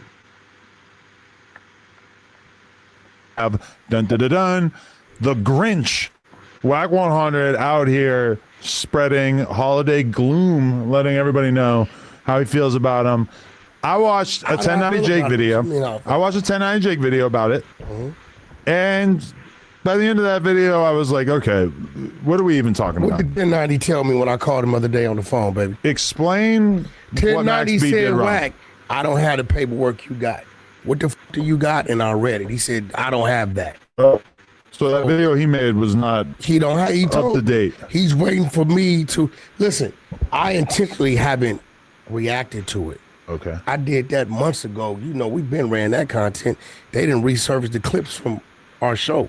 The thing that 1090 read on the video he did was basically like, when the cops came to Max B, they were asking him about the girl that gave them the initial intelligence about the guy that was going to get robbed, who ended up getting killed. And that basically Max B stated the name of the girl and where she worked. And from 1090's perception. And where she worked, right? Okay. Okay. 1090 Is that the entirety of? No, that's not it. So Okay. what he didn't have, he said, Wack, but I didn't have that. So I read it to him. Wingate, who is Max B, also argues that the court erroneously failed to find any mitigating factors. Specifically, he argued that his conduct was a result of circumstances unlikely to recur because he would have nothing more to do with Conway. Chick, right? Okay. He also argues that he, Wingate, cooperated with law enforcement authorities by helping them locate Conway. Hey, listen, bro, I'm not here to debate with the civilians. I'm not here to debate with those. I have nothing against Max B. I don't know Max B. I've been laying low out of respect to French Montana, just keeping the gangster, because I could have been lit the fire. You bring it up, so we're going to talk about it. When I called 1090 and read him that, he said, Wack, I've never seen that. I don't have that. Go ahead, run it, and then send it to me. I'm going to react accordingly. If I had that, I wouldn't have took that stance. But listen, anytime you cooperate with law enforcement, right? But so you don't have a record of the actual cooperation. You just have a record of him when doing his appeal stating that he had cooperated. Here's the thing. When you file an appeal, everything's come out. Shit that you didn't see in the other previous paperwork. Okay. Right? So at that point, when he's saying, listen, I cooperated with law enforcement and helped you find the person. She went to jail. She did like 5-10 years, some shit. Yeah. Pooh Sims is the guy, his brother, doing the 120, which he's the one that direct me where to go find these things. I got phone call recordings with him. So, you know, he's out. I see my man French with him, you know, so I wasn't in no hurry to trip. My whole thing is he don't mention me. I wasn't going to mention him out of respect to French. We've already ran this content 18 months ago on the 100-sided Clubhouse. So it's nothing new. I've talked about this on our show. Okay. Months back, you know. And what I don't like is they say, well, Wax going at New York. Nah, listen, man. If it's an individual, it's that individual. If he happened to be from New York, California, Philadelphia, that's just where he happened to be from. No one individual is the voice of a whole state. Right. It's just that ain't what it is. But I think I don't really see you holding back on anybody who's accused of snitching out here so much. I don't care. Like, I didn't ran it. I mean, I have seen you play favorites, but I wouldn't say that you do that most of the time. I don't play favorites. I'm gonna tell you what it is. But there's definitely been people who've been accused of shit where you're kind of like, well, no, I don't want to talk about that. I don't. If somebody told me Adam's a snitch, I'm gonna be like, he's not. He's a civilian. Right. I'm out of the question. I don't care what you put in front of me. So a lot of these people are trying to pin these things on people that they don't come from that lifestyle. Now that's just me. I don't see it that way. I'm dying to snitch. Yeah. So you know, at the end of the day, with teachers on, ain't nobody gonna do nothing. It's just content. You get what I'm saying? But you're not gonna tell me that I can't read. I mean, it's weird to say like, oh, Wack is. So as y'all hearing, you know, Wack 100, you know, Ben had this information. 1090 Jake is known exposer in cases dealing with black entertainers or black, you know, street individuals and things like that. Basically, it was said that, you know, if he had the information Wack had, he would take a different stance. But, you know, you got to look at it like he just said, man. Max B was never at the crime scene, so how do they know he was he was even involved. You know what I'm saying? Who's really talking? You know, it's a lot of questions to be asked here. Just going at New York. It's like, everybody. Why would New York want to protect a rat if that is the case? I'm not saying that it is necessarily. I'm not the person who should be making the judgment of that. But why would you want a whole state / the biggest city in America, the most populated city in America, I guess, to protect somebody who broke the foremost street code at a moment in time where it feels like the streets are less important than they've ever been in hip hop? And my thing is this: I don't even care about the individual. My message be to the kids and youth, because a lot of them listen to these people lyrics and they follow them. They like, yo, he's this, he that. I want to be just like him. No, he's a rat. He's lying to you. Everything he's telling you to do, he didn't stand up to. Go the other way. Go to the military. Go to school, trade school. Go do something different. It ain't even about them. I care less about them. You ever listen to Max B? I don't know nothing about him. I ain't never heard his music. He's 47 years old. Times have changed. I do know he wasn't shit. He wasn't mainstream before he left. So He had some big songs though. He was bullshit. Big How. Bomb. I know it's a Jim Jones song, but he was like the person writing all this shit. Is he got credit? Is his credits? I'm not 100% sure, but If his yeah, I credits mean, he on never that, made I'm it to like a super crazy mainstream level. Listen, But if he ain't got writers' credits on it, I'm not gonna give him credit. I can testify as a person who was in New York at that time that he was by far the hottest thing coming out of New York post, 50 and Cam and shit like that. No. He had the streets on fire. I lived there. You were already in the old folks home by that He point. wasn't. No, first of all, Whack 100 is a crater face hater. You know what I'm saying? It's always like his egomaniac attention or something. You know what I'm saying? Like, if it ain't about him or something, it ain't about shit. And Max B is definitely, you know what I'm saying, one of the best to come out of New York City, man. The fact that he didn't know or hear about him, that's a preference. That's his fault. But to sit up here and disregard him, you know what I'm saying? That says a whole lot. That says a whole lot. It says, hey man, you work there, you don't know what the fuck you talk about. You just trying to dirty make this nigga. out of here. Me and K Slay, that dude left in 09.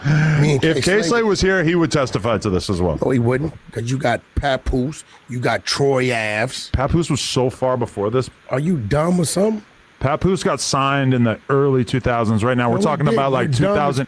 Yes, no, he did. He got signed like 2004. Nigga, I was doing motherfucking mixtape songs with Papoose and Stacey Adams in Miami in 07. What year did Papoose get signed? In 07, 08, we doing mixtape songs.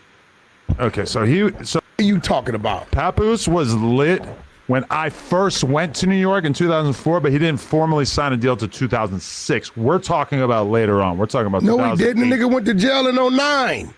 How much later? You talking about Max B? Yeah. Okay, but Max B. Fuck out of here. You can't eliminate Pat from that. What? Nigga, that nigga won every Justo Award that came out. Yeah, but that was way before this. Papoose signed his deal after his, hey, bro, his you original can't tell me hype nothing had about already Papoose. been a few years old. I'm not like you. These are people I know. I've been in their homes. Motherfucker, we worked in studios. I brought them out here. They come out here to my parties. You can't, me and Steve's like this. He was signed a street sweeper. What the fuck are you talking about? Slay A&R, my Sexy Can I project. I know you've like hung out with these people, but I was actually a fan of these artists in real time. Listen, you're just like, oh yeah, that's some shit Sexy I heard Can about. I didn't drop till 07. All right, what? 07, 08. 07, 08.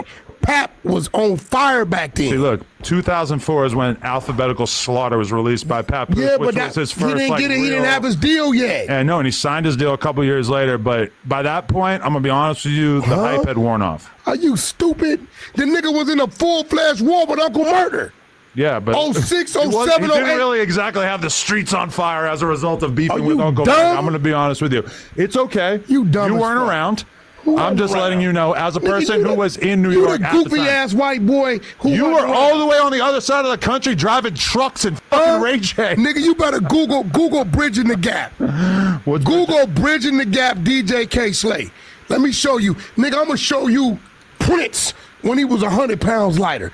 Google that. Huh? Yeah, tap any of them motherfuckers right there.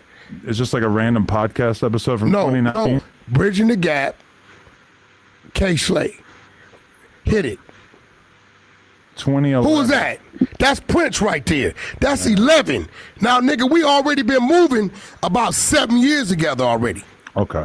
Right? You can't tell me when shit was going on, bro.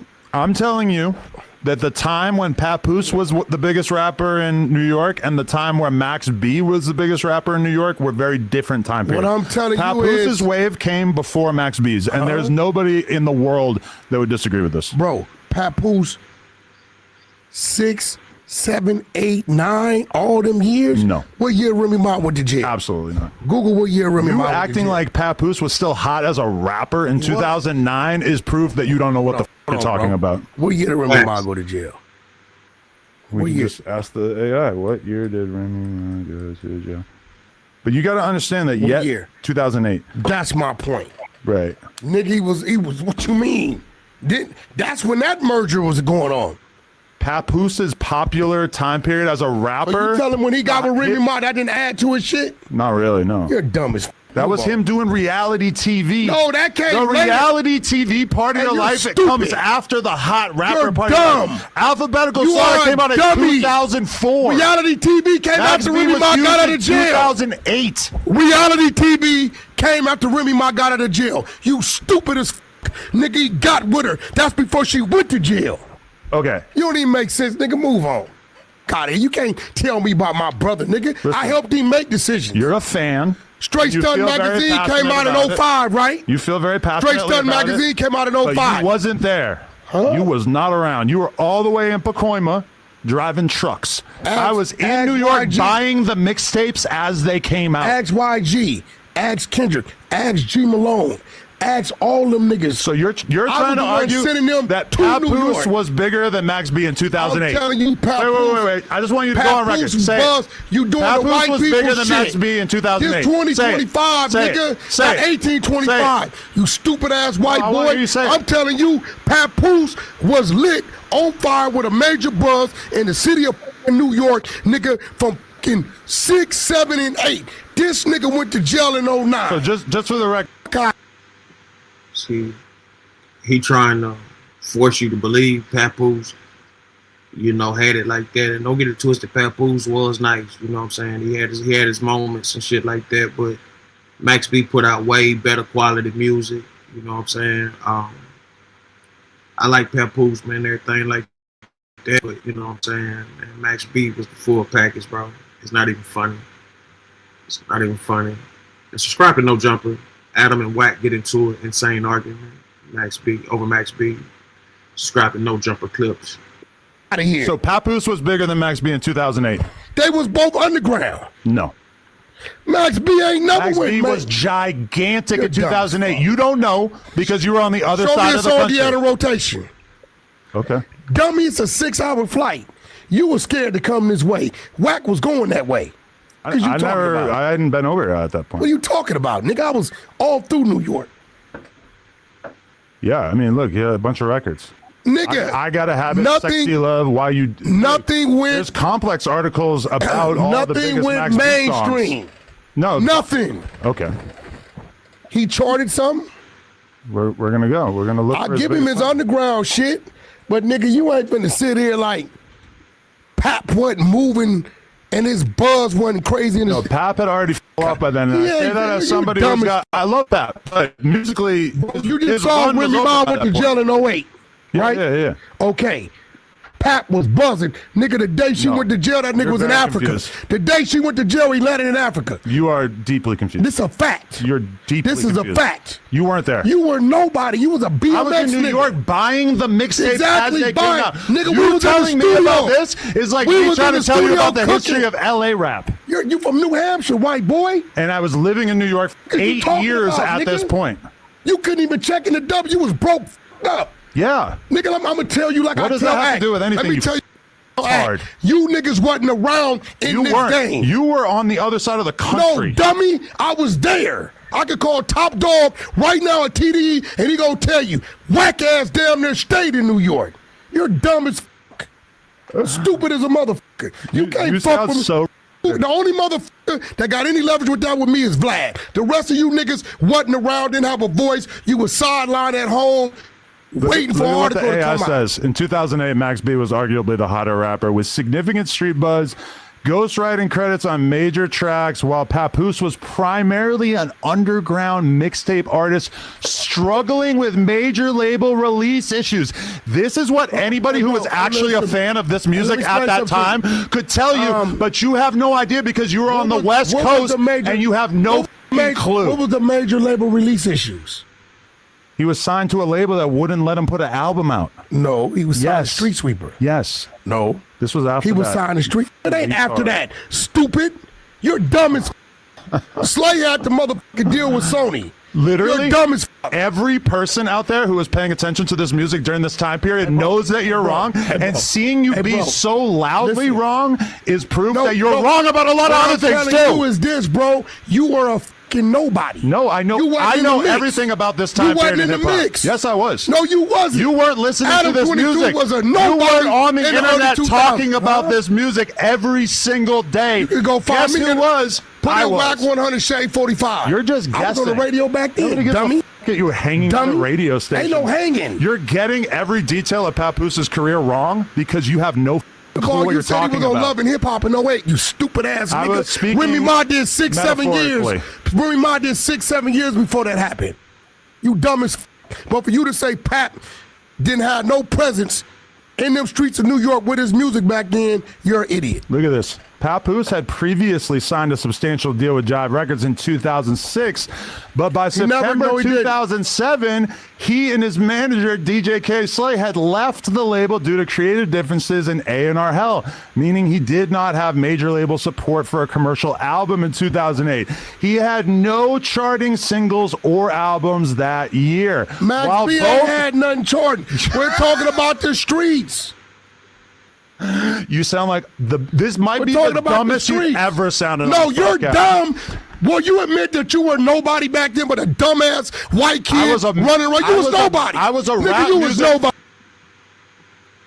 Listen at this dialogue of how he portrays him when he's strictly telling you what the streets was doing. Him being a nobody or whatever the case may be has nothing to do with the sound of music and what the nobodies was listening to, allegedly. But we got to stop this, man. You know, Whack 100 gets too passionate with lies. That be my problem with him. He gets too passionate with lies. Like, he takes his lies serious as shit. All of the time.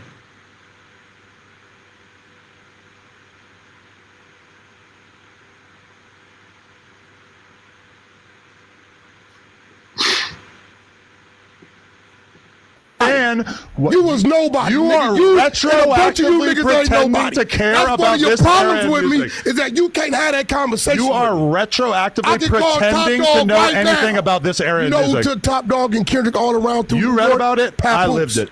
You ain't lived shit. You read about Nobody it? I was- lived you it. was back I then? was paying attention to this as it was happening. You're guessing No, retrospectively. you're reading. I'm living it. No, I was Dummy. reading it. I was living You it was while it was nowhere happening.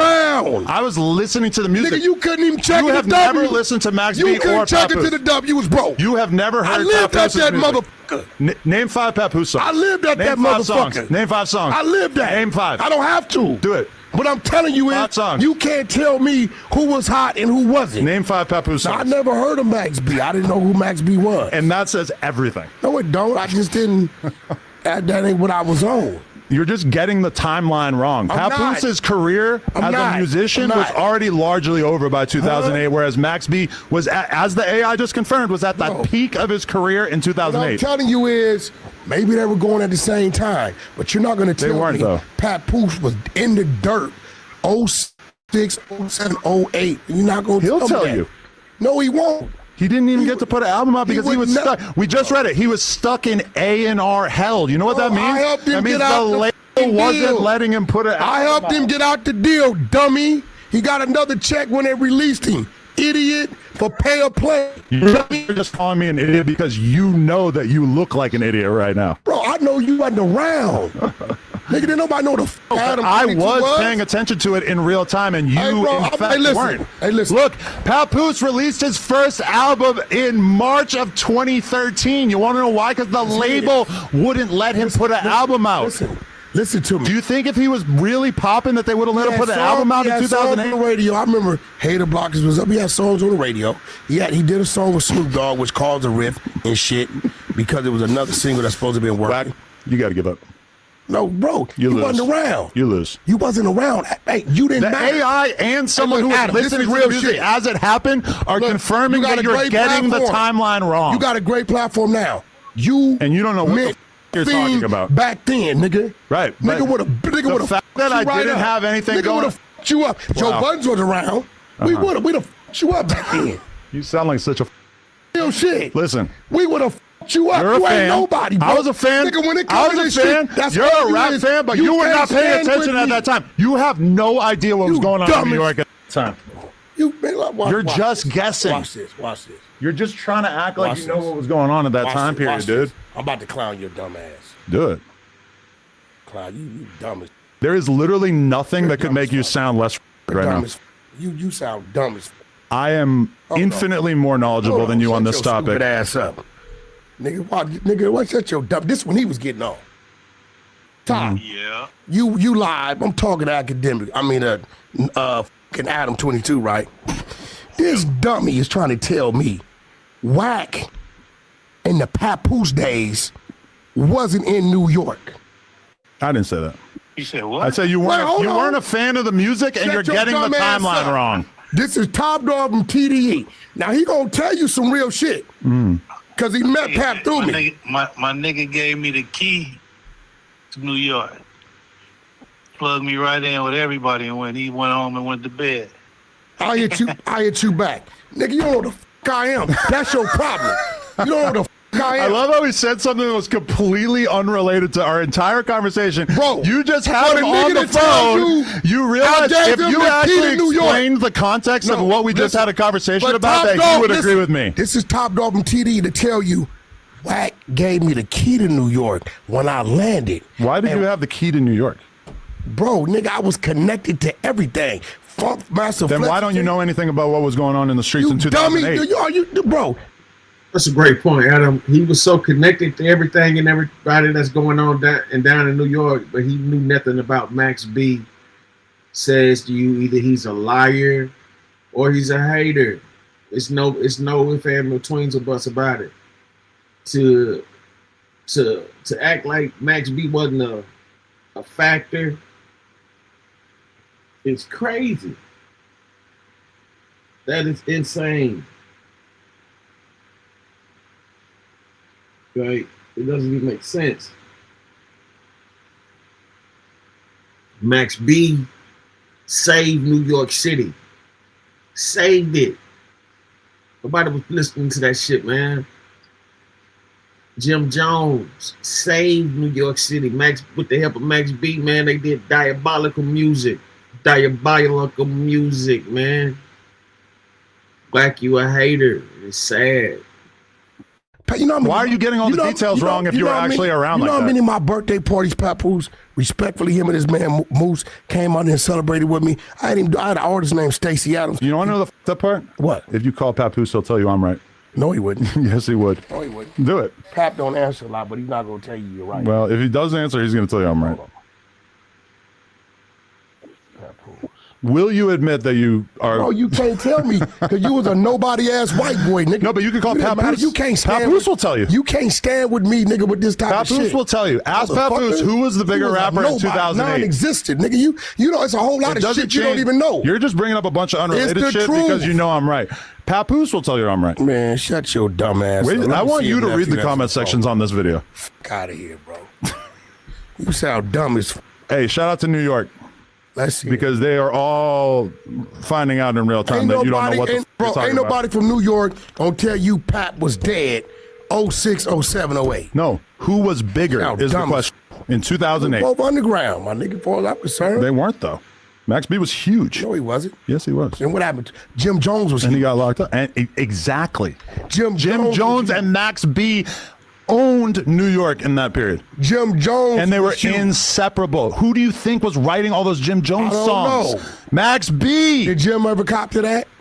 Everyone knows it. Literally everyone. The fact that you don't know that right now is why you don't have any right to talk about Jim never this. copped to it. Yes, everyone knows Jim that. was in the studio?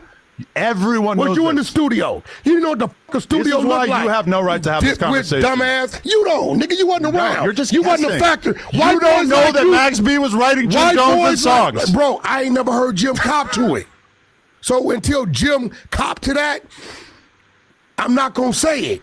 He's probably admitted it a million times. I don't know. I've never heard him cop to it. Well, that's because you're not really a fan of this. I've this never era heard of Jim music. cop to that. Gotta hit niggas like you couldn't even survive back then. Niggas would have ate your ass up. That's not being Beat discussed. the fuck out of you, threw you in the trunk or something. That's not being The discussed. mouth you got now, you couldn't have did none of that. That's not even being This discussed. is a fact. It's What not. it say? It's I not saw even- no Jim Jones. Nah, take your punk ass back. What? It said whatever page you, whatever you just So asked. you want to go on record with this? It said no Jim Jones. So you don't think You just switched them. So wait, I just want you to go on the record. You don't believe Max B ever wrote for Jim Jones? I've never heard Jim Jones Because say you've that. never listened to Jim Jones from that era. Because if you did, then you wouldn't be able to argue this. Jim Jones said that. You stupid as nigga. Ain't a You don't nigga- even need someone to tell you. Ain't You a just nigga have in to the streets listen that to him. wasn't listening to Jim Jones. What I'm telling you is, I know that them niggas is beefing. I hear niggas say shit about me that's totally false, just as you do. They've been beefing for 20 years. Okay, just as you do, right? And from my understanding, he's saying that Jim didn't give him his credit, right? Can I just don't thank know. you?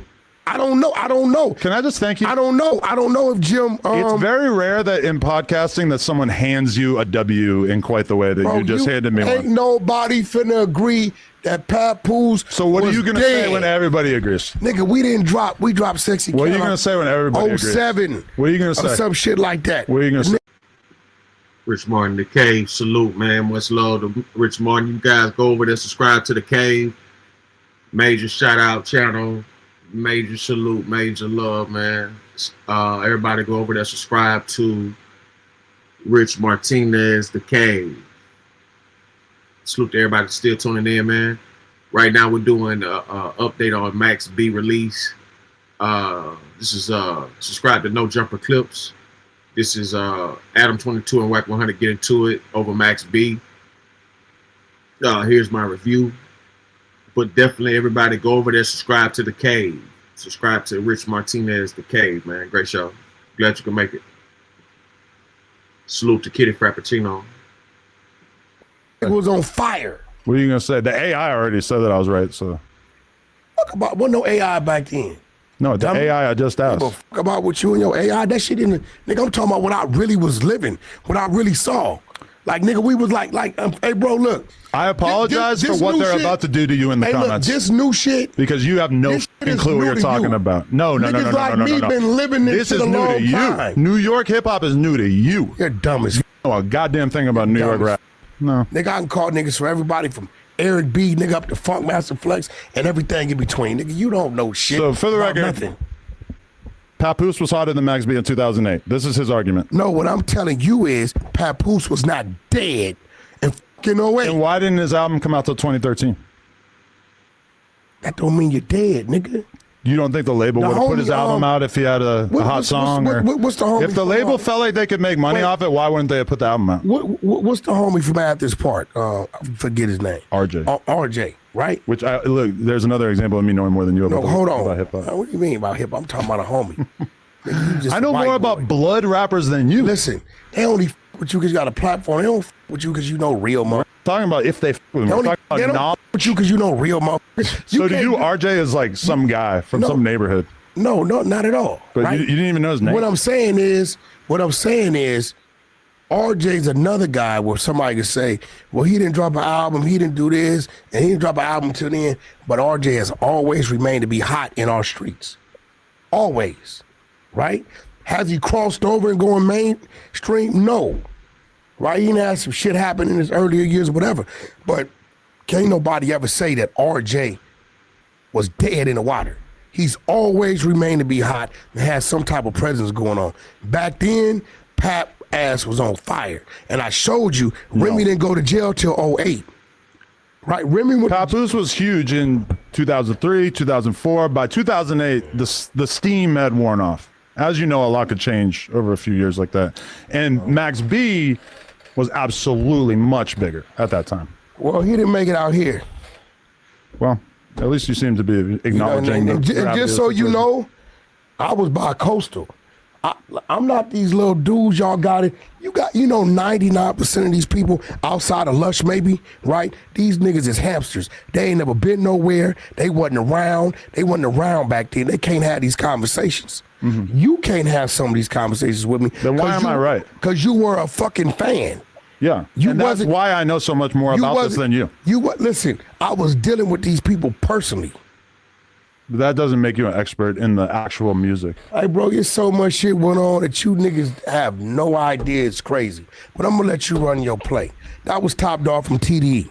He got one of the probably the and you biggest. Didn't keep him on the line long enough to actually ask him the question. That's my G. Nor would he even probably really know the answer. He did know the answer. He told you. The Max B versus Papoose conversation in 2008 we didn't ask him about that. I wouldn't really expect him to. I wouldn't ask him about care that or no. But you were saying who I was and what in New York. No, you could have been around. You're just wrong about the calendar. You didn't exist. I actually was. You was non-existent. I lived there that entire time. You were non-existent, though. No, but I lived there. You were non-existent. Buying the mixtapes as they came out, whereas you just kind of like heard about these rappers. I sat there and watched my brother get hit with the first lawsuit. You never listened to mixtapes. You never listened to these guys. What are you talking about, bro? Nigga, you can't even name Papoose songs. I can name 5 Papoose mixtapes and 100 songs. Do it. But there's no need for me to do it because you a white boy that's asking a stupid ass question. Okay, Wack. You're gonna have to hold the cell. L's up for my hitters. Hey, bro. R.I.P. Wack in the chat. The Top Dog call killed you. No, it didn't. You wasn't. Nobody was. Top Dog to tell you. You hung up immediately. Wack handed me because I'm not finna keep a man of that statue that is my G homie on that line. You could have asked him one question. I'm not. Nah. But as specified, he probably there's no jumper, my nigga. That ain't worthy of Top Dog. Out of here, bro. That's just my homeboy. He picked the phone up. Mm-hmm. You know what I'm saying? So what I'm saying is, you wasn't around. No, I was way more than you. Hello, it's your favorite sports thunk here. Don't forget to hit.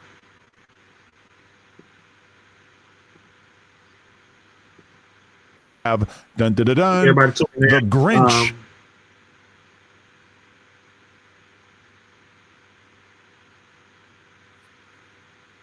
That was some Max B talk right there. We're gonna get into we'll get into Big U.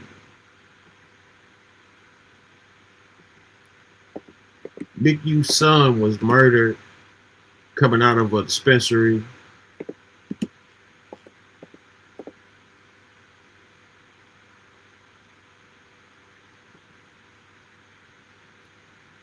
It's alleged they tried to make like it was out. They put out kind of speculations out there pertaining to it. Said he was in the wrong neighborhood, but recently they put out that he had robbed some guys.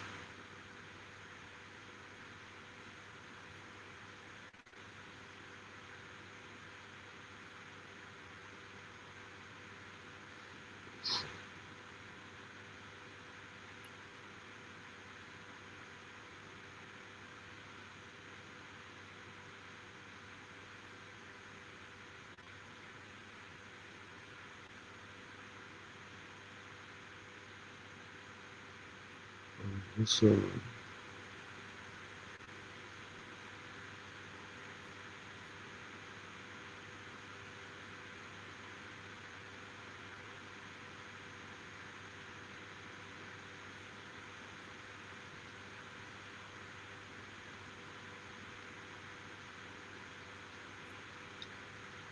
right, let's go to No Jumper clips. Big U denied release from prison to attend son's funeral.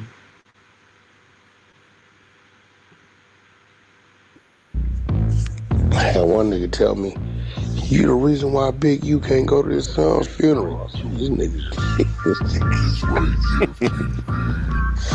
and he wore the whole thing. They could have freaky motherfucker off in the day room. I ain't got nothing to do with it. I mean, he gotta know that they notice him on the phone. Wait, what? The nigga did what in the day room? Yeah. And he was having phone sex.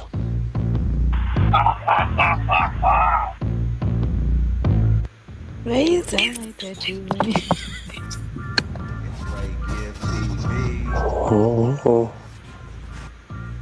Boy, that nigga a sniper, man. Nigga crazy. You gotta get his ass about it.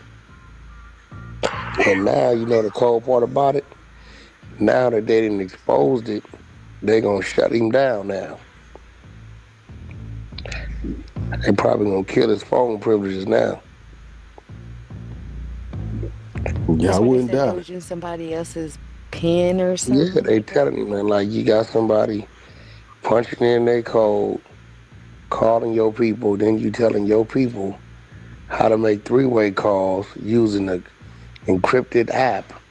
You talking to codees and you talking to people that have informed again on you, telling them they gotta pay if they want to take a plea deal or for telling on you. And you having phone sex with your girlfriend, so now his wife is really getting, it's about the third time she done got slapped in the face. He need to go say his old ass somewhere, man. They got the nigga talking to that turned on him and saying, He talking to, and I already know which one it is. He talking to, he's calling that then told on him, one of the informants. And they saying he's got his paperwork, so he was able to identify who's who and start calling them. And he got one of the niggas his informant on him, making the three-way calls for him to other people. That's crazy. Yo. They might keep it on just to keep recording because he's a dummy. Well, now he got to know what, because it's in the paperwork. He's still a dummy. And the use the denial to, ain't no way. It's like, and now he reading what they on him about. Ain't no way you keep doing that. He should put himself on punishment and don't call nobody. Yeah.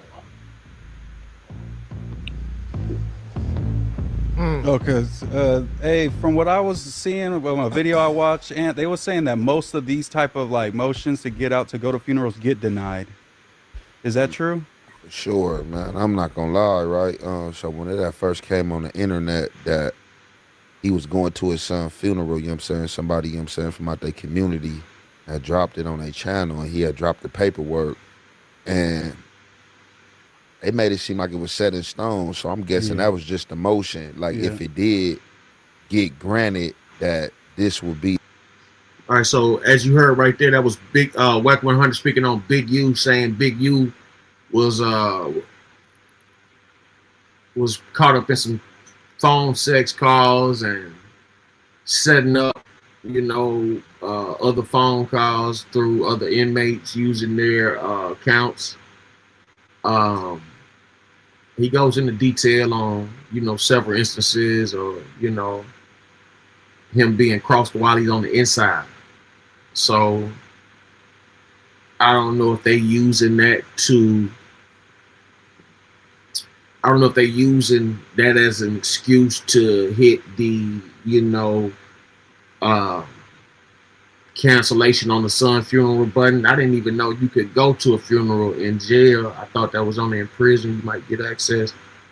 I didn't know about the jail, but you know, I didn't even think that was possible. But that must be a new law or something going on or whatever. I don't know. Might have to do some research into that. But it gets deeper. Let's get back to it. Subscribe to No Jumper Clips. Big U denied release from prison to attend his son's funeral. Be the criteria, so which if it did get granted, he would have to like basically pay to go to the funeral, and he would have to pay hourly, U.S. Marshals and all that. They would have to be the transportation. You know, they're gonna be like right on you. Like it ain't really too much you can do. But as big as his case was, though, look, bro, I said it, and I just didn't want to. I know I didn't say it, but what I was thinking, like I reacted to this. So, my daddy died when I was in the feds, 5 months before I got out. I went through the same thing. I already had been down. My sentence was over with, basically. I could have went, and I was trying to pay to go to my dad's funeral. You feel me? As big as his case, my case was bigger than his, but his case is big. As big as his case is, I couldn't see it. I just, didn't want to speak it because, it's his son. And, of course, I want to see him go to his son's funeral like I wanted to go to my father's. But the feds, they don't play no games. And when you in these situations and they got you like that, they not showing no solace. They don't care what you going through. This is like the clamp down on you. Like, we don't care. Like, we trying to squeeze you. You're in trouble. Yeah. Like, for sure. Is any other like YouTubers like reporting the stuff that Wack's saying? Because he's saying they got him doing the phone sex on the phone. That's why they're not letting him. They saying he doing all that. Because I didn't see none of that from anybody else. I mean, Wack a exposer. So, you feel me? Like I said yesterday, I'm a reactor. You feel me? Like I'm just seeing this. I don't know. I'm pretty sure some other channels probably in random content, but Wack be having different content. Like he's an exposer, so he's gonna have different content that other content creators ain't gonna have. Would you get in trouble for something like that? Like get in trouble for what? Just having phone sex? Like what? Why is that a violation? I mean, if the jail want to trip and push the line, but like unless you just got like a up the ass tight, like a tight ass person that's just in listening to your phone, because all your phones are recorded, and sometimes it might be a live operator listening in on certain people's phone, just depending. And sometimes your phone can be randomly picked. But like I don't think they really be tripping over phone sex unless you just got like a police that's just up there just want to give you a write up for that. I mean they could, but you rarely see that. This is you just like somebody they targeting and they can't get you, and they like we just want to take your phone sex, phone gone 30 days. But that actually wasn't the biggest thing, right? The biggest thing was that what Wack was saying is that he's talking to someone who is cooperating against him on the phone, right? Like in the title it says,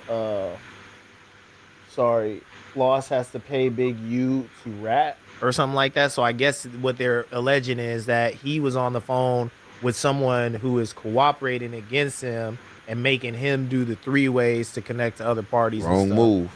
You shouldn't do that, right? Like once somebody is on paperwork against you, you have to have zero communication. Yeah, with definitely. Them. You on a recorded call, even you trying to like 3-way. Like man, look, they listening in. When you on a high profile case like this, every phone call you got, they're gonna have. They're listening in on every phone call. They're trying to get you for secret messages, stuff they might think you trying to get out on the under. Like they listening there. He gotta know he's under scrutiny. I know this is first time in the feds and all that, but he gotta know he's under he's under the microscope for sure. Yeah, that's a tough one. I don't know. I feel like a lot of stuff like this don't be making any sense to me. Like if you on paperwork against somebody, why would you pick up the phone when they call you? You know what I'm saying? There's no way that I would do that, especially with the rules that of engagement in the streets and stuff like that. You're probably not even worried about the person behind the bars, but the people around you that could get to you. But hey, man, this is a foreign world to me, But like morally, and you feel like people should be able to get out like that and go out because people. Why not? Regardless. Well, the feds are gonna say you committed all these crimes. That's why you should have been thinking about your family. That's what they're gonna say. That's like for me. That's what I'm saying. We had this argument. It's gonna be shit politically on a political level. A lot of is done wrong. Y'all don't follow the rules in y'all investigations. Y'all entrap people. Y'all do all type of shit. So it's like, I mean, whatever law y'all set in place that's been crossed that y'all feel that somebody violated, somebody kid and died. Somebody father died. I feel like if you got the money to pay and you paying for it and you paying for the marshals, like of course you should be able. And it ain't like I'm saying I'm going. I'm gonna ask you to let me go home. You know Yeah, what I mean? I'm just asking you to go let me. He just in MDCLA. It ain't like they got him tucked off in hella far like away got or him tucked off in what's the little spot?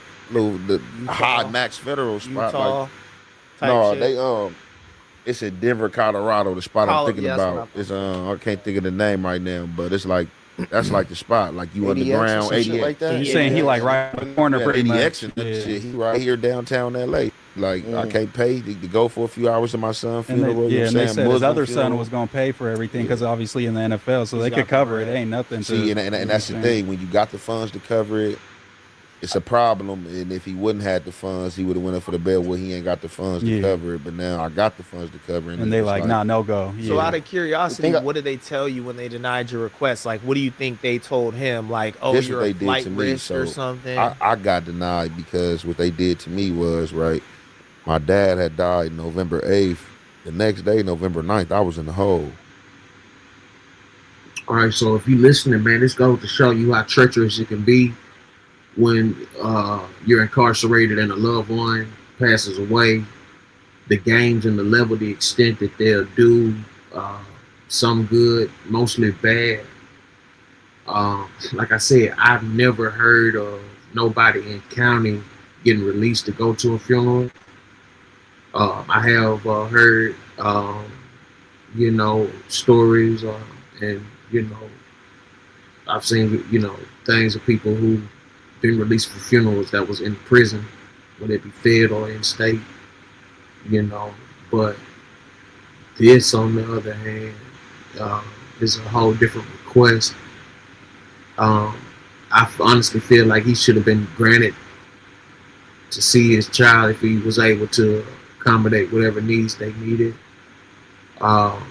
You are innocent to proven guilty, regardless of, whatever the crime may be. So to hold him, to hold him in like that, that's that's kind of a low blow. I just feel like they could have had some type of leniency on that. It's enough security, for them to be able to accommodate whatever needs for a man to see his dead son and go back to jail. But we all know the law can be assholes. And shout out to everybody tuning in. Richard Martinez, the K, Ming salute. Right now we're tuned into the Big U son funeral and death, and Grant to be released for permission to go to the funeral, which was denied due to him having been caught having phone sex and using other jail members' identification to make other calls and arrange situations. Big U's son was shot, gunned down, leaving a dispensary. Some said he was in the pimp game and got caught up in that. Some said that he was in the wrong neighborhood, beefing. Some said it was payback for Nipsey. Just recently, it was stated that he had robbed someone, and it was retaliation for the robbery. But let's get back to it. This is Young and Hefe breaking it down. What happened with him on his situation when he was in the feds and his father passed. I was like, so they came. I found out my pops was dead. So off the back, they called me down to the chaplain. Chaplain called me down there. I already know my pops was dying, so they like, hey, your pops died. We'll tell him what's going on. I'm like, all right. So I'm like, off the back, asking them like, how do I go about going to the funeral? So the chaplain breaking everything down to me, give me the paperwork. I do the paper. I'm doing some paperwork right there. He's like, all right, I got to set everything in motion. We got to figure out what day the funeral gonna be.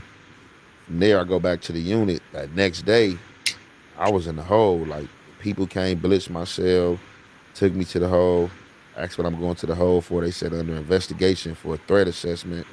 Like, a threat assessment on who?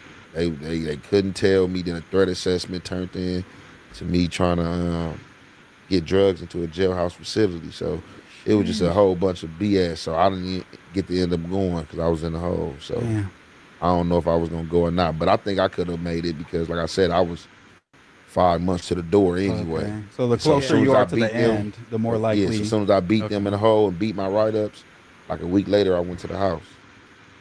And I seen they also said like, oh, you can't go Big U, but we'll offer you an alternative, and you could like have a Zoom call and view the body and stuff like that. I heard that the Fed supposedly offered that as an alternative in like the paperwork or whatever.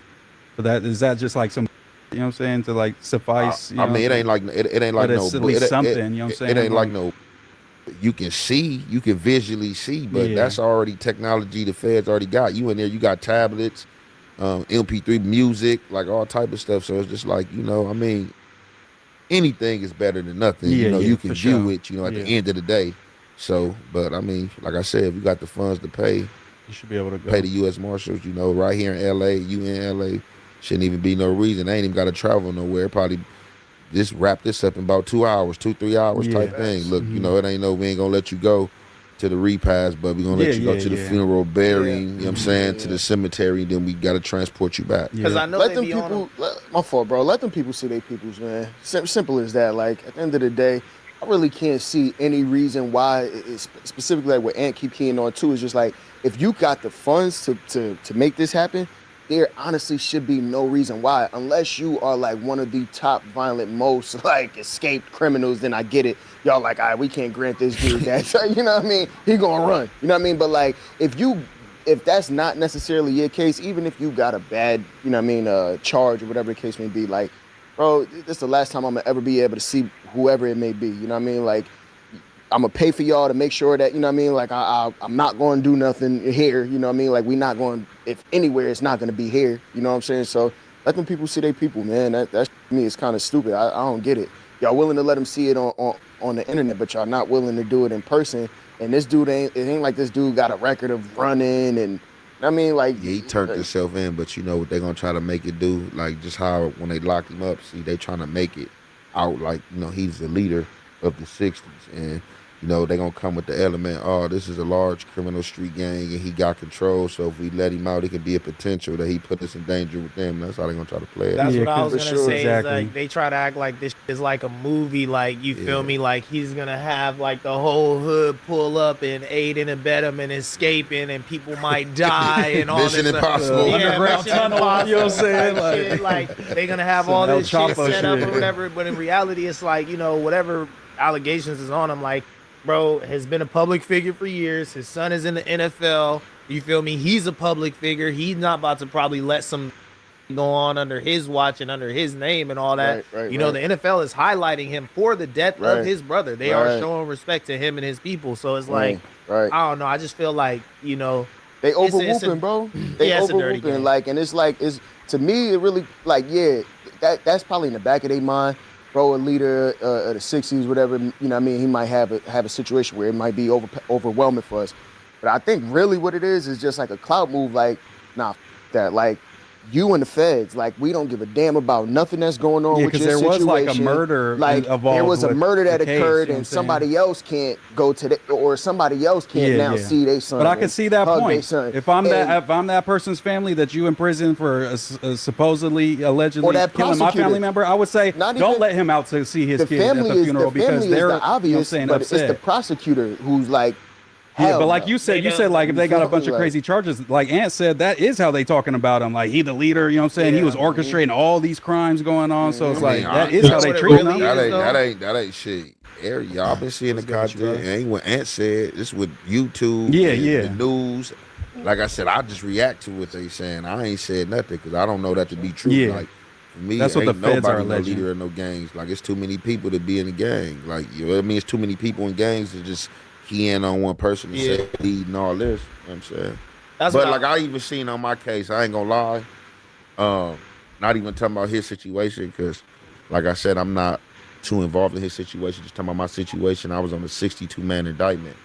And when the feds got you and they got your phone tapped, you your own worst enemy, because you put yourself under enemy lines because you be saying all type of stuff and you might hype some stuff up, popping it on the phone, and this stuff will leave you with a CCE charge or something.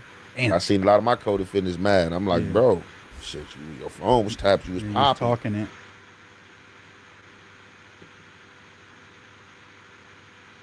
Pyramid.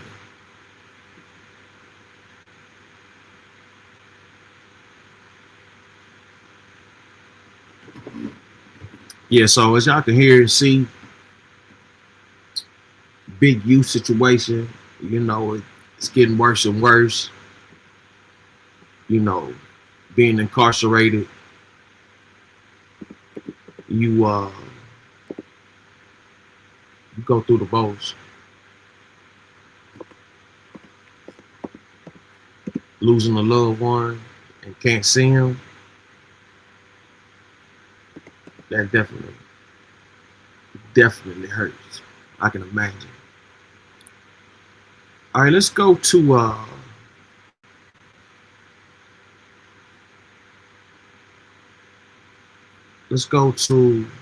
Fox News.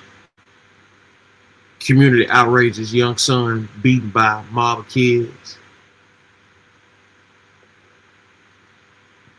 Viewer discretion is advised. Viewer discretion is advised. Graphic content.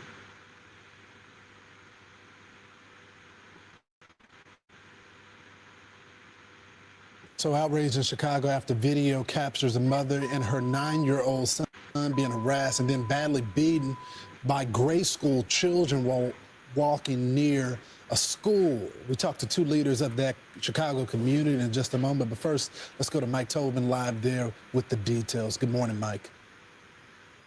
Good morning. Parents and frankly, people all over Chicago are now kind of horrified and outraged at this video that's not going viral. It has gone viral, of a mother and a 9-year-old son who were mobbed and beaten by a group of school-age bullies. Now, the video is a bit brutal, so be ready for that, but it shows this mother and the aggressiveness of the kids increasing as Korshwanda Hatter tries to protect her son. Finally, this mob of youngsters started to strike Korshwanda and her 9-year-old son. They were both knocked to the ground, and the beating continued.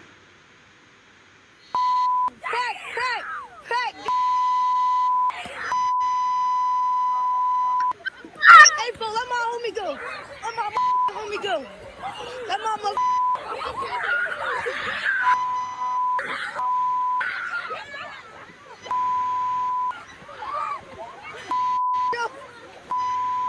She says her son had been bullied at.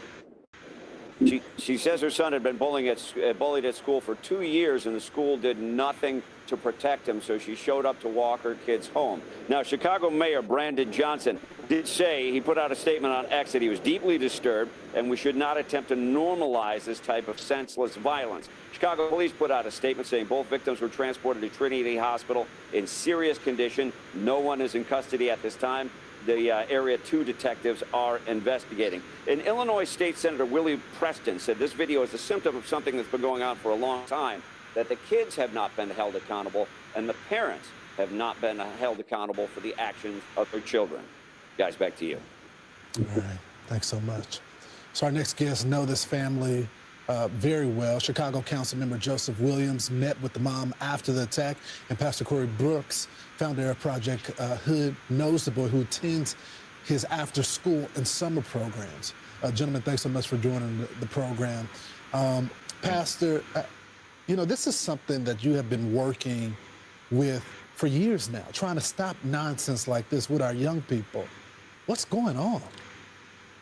Well, unfortunately, this is the cycle that we continue to see in the city of Chicago, where violence is so rampant and parents are being held unaccountable. And that's the reason why I'm walking across America, trying to get people to wake up in our urban areas so they can understand the magnitude of the issues that we're faced with every single day. Chicago is just a microcosm of what's going on across America. These young people are unruly. They have no moral compass. And we need organizations to really work hard to make sure we change the direction of our neighborhoods. If we're ever going to change the trajectory of our young people, we got to catch them early. We got to continue to do the work. But the tragedy is, in Chicago right now, we're facing some devastation that has been going on for years. and we need to get a handle on it. This is what the mother had to say about this incident. Let's play it. I'm trying to get this my son. They fought my son. They hit my son first, all in his face. Then they dragged me in the grass and pulled my little baby hair. We haven't held these kids accountable. We haven't held parents accountable. No mother should be that helpless and be targeted by children inside of. That's 100% correct. No parent should have to go through that. You got disrespectful motherfuckers out here though. You know, coming up, man, I done seen a whole lot of despicable acts. You know what I'm saying?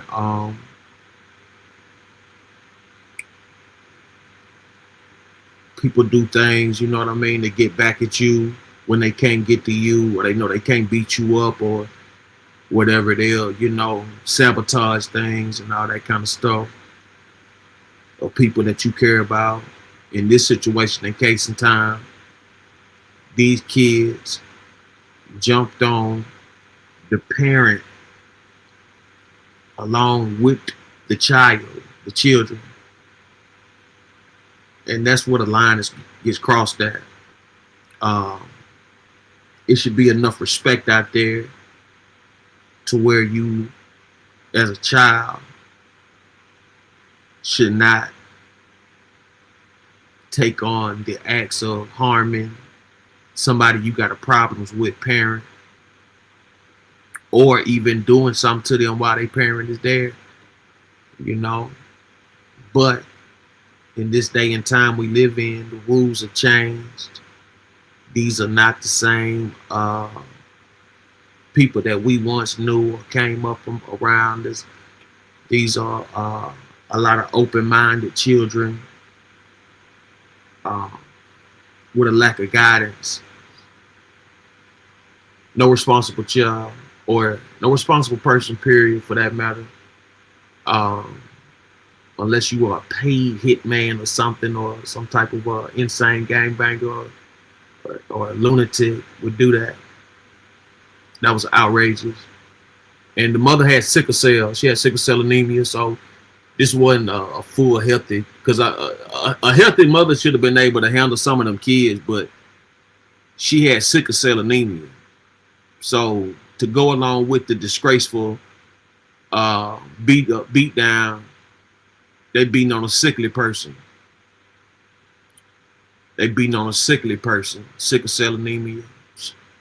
Her bones couldn't handle it. Home community.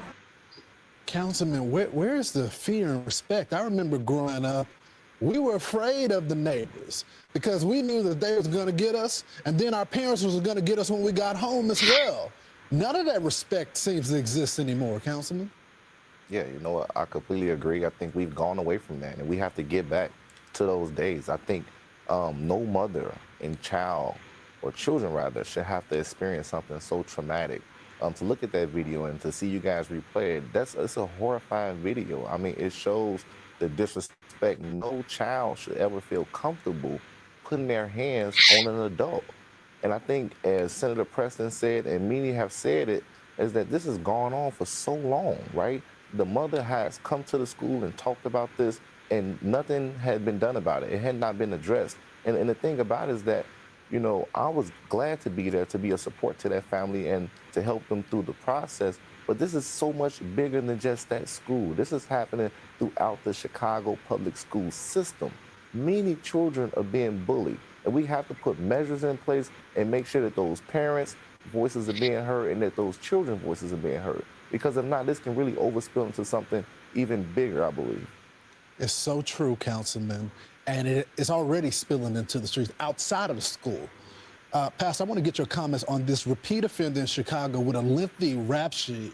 He's accused of setting a woman on fire while they're on the train. So this is the type of leadership that we have in Chicago. We have children who are being held unaccountable, and we also have criminals who are being set free. criminals who are being allowed to wreak havoc on the streets of Chicago. That's one of the reasons why we have so much violence. That's one of the reasons why we have so much recidivism. That's one of the reasons why we are experiencing the type of atmosphere of violence that we have in Chicago. These individuals are not being held accountable, and then you have these policies that are being put in place by our legislature and by our government that sometimes help the criminals more so than help the victims. And if we continue to go down this cycle with the leadership that we have in place, we're going to continue to see our community go in a downward spiral. We're going to continue to be the laughing stock of America. We're going to be it may look like we're one of the best cities or voted one of the best cities externally, but internally we all know the serious issues that we have inside of Chicago, and it all falls and rises on leadership. Councilman, I'm already over time, but I have to ask you this question. We know how Chicago is run. We know how Illinois is. It's all blue.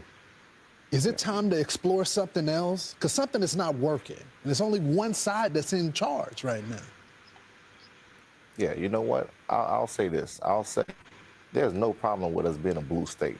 I represent that. But what I will say is that we have to make sure we're being intentional and we're putting the resources where we need to put them at. We got to invest into those nonprofits that are on the ground doing the work. We got to make sure we're building more community centers so our children can have someone to play. And we got to put the investment where it needs to go. Some of those things that you're saying are mental health issues. We got to really invest the money and put it into people. And when we see that, we see a greater Chicago, a greater community, and greater people. I'm all for investment, but I want the bad guys to not be able to go into those centers as well when people are trying to get help. Councilman, Pastor, thanks so much for joining the program.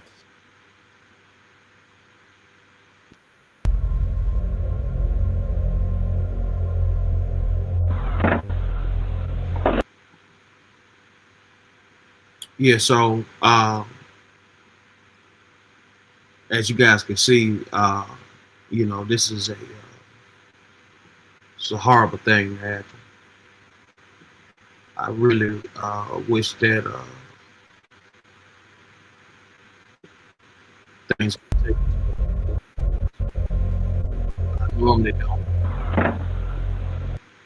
I normally don't get involved or really have like feelings for too much, but things like that we just can't have as a society. Understand somebody who's done nothing to you. Understand this is a parent, pregnant, I believe. It's a pregnant mom. Or she was having, I think she had a child in her hand or whatever. This is hard. This is hard.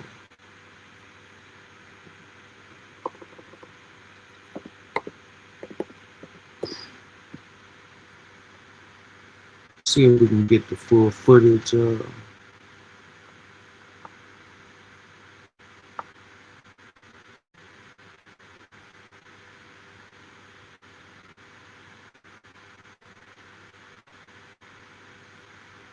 Let's go. Let's go to KMPH Fox 26 News.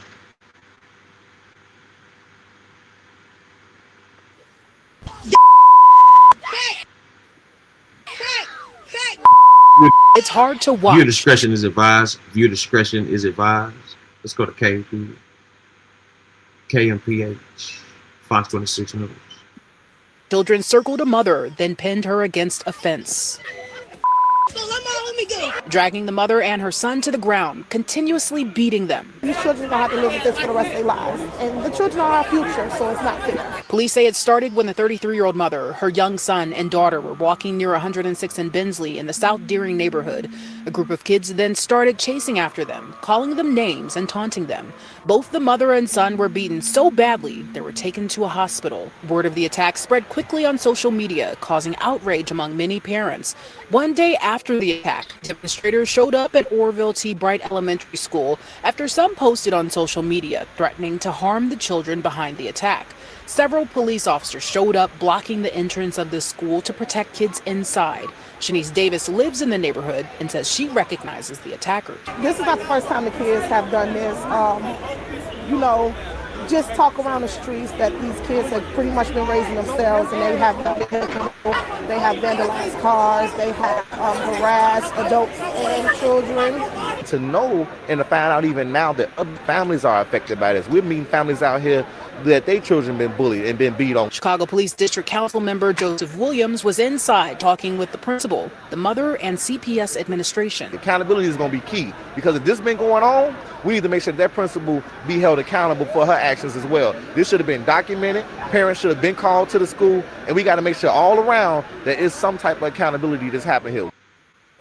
New at 5 o'clock, a 9-year-old boy is being recognized for his actions after an attack near his school on the far south side left him and his mother hospitalized. He was honored today at a community meeting in Avalon Park. WGN's Courtney Spinelli has the story.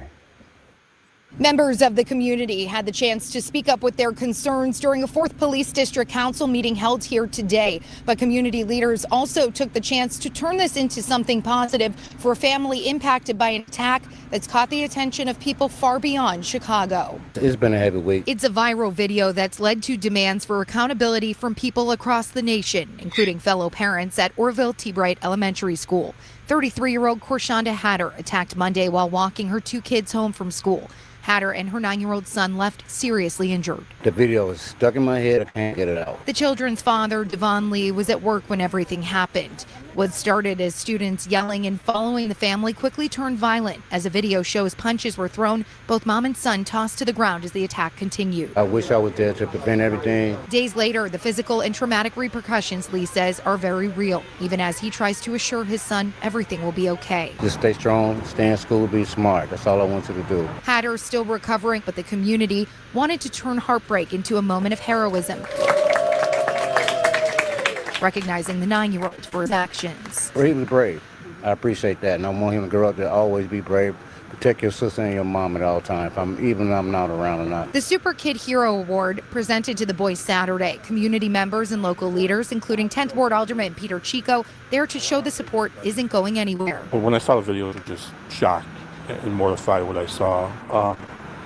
And then to learn it was in my ward was definitely a difficult pill for me to swallow. Community leaders say they're working to ensure restorative justice comes from this for all involved. Despite promises from the mayor's office to hold the students involved accountable, it's not clear what disciplinary or legal action the kids could face or are already facing. The family says they sounded the alarm on bullying at the school for about 2 years before it hit this point. I think the parents should be held accountable for even trying to hit an adult. You know, you have no right to touch a grown woman that's old enough to be your mother, you know, and she's sick. So I don't know. The Chicago Teachers Union also backing the family, saying it held a meeting earlier this week at the school. The union says members claimed this was not only preventable, it was predictable. It's hard. I cried every night, every day. I woke up this morning crying. I just want justice. That's it. That's the main thing. Justice for all the other victims too, so nobody needs to be bullied. Family says they are so thankful for the support they've received from all over as they work to navigate next steps. They say they are going to continue to raise their voice to advocate for change. In the Avalon Park neighborhood, I'm Courtney Spinelli, WGN News. Only on CBS. As you guys can see, people are starting to rally up and fight back against bullying and things of that nature, which I doubt they will be able to completely eradicate. But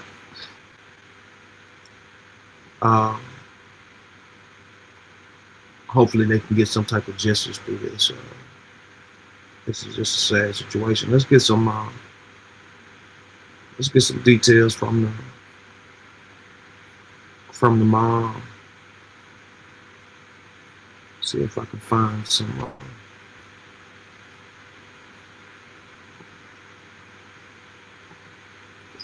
words from her.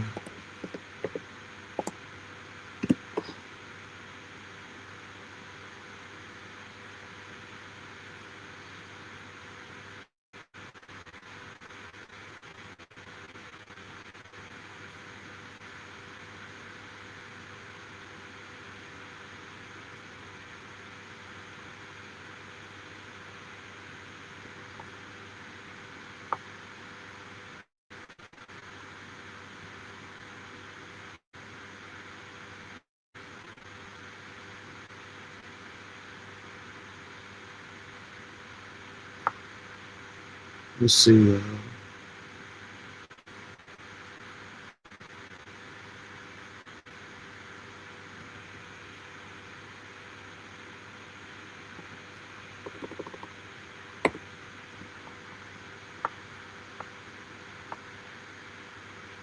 Let's go to Chicago news. Mother describes brutal attack by a group of kids, Bright Elementary School.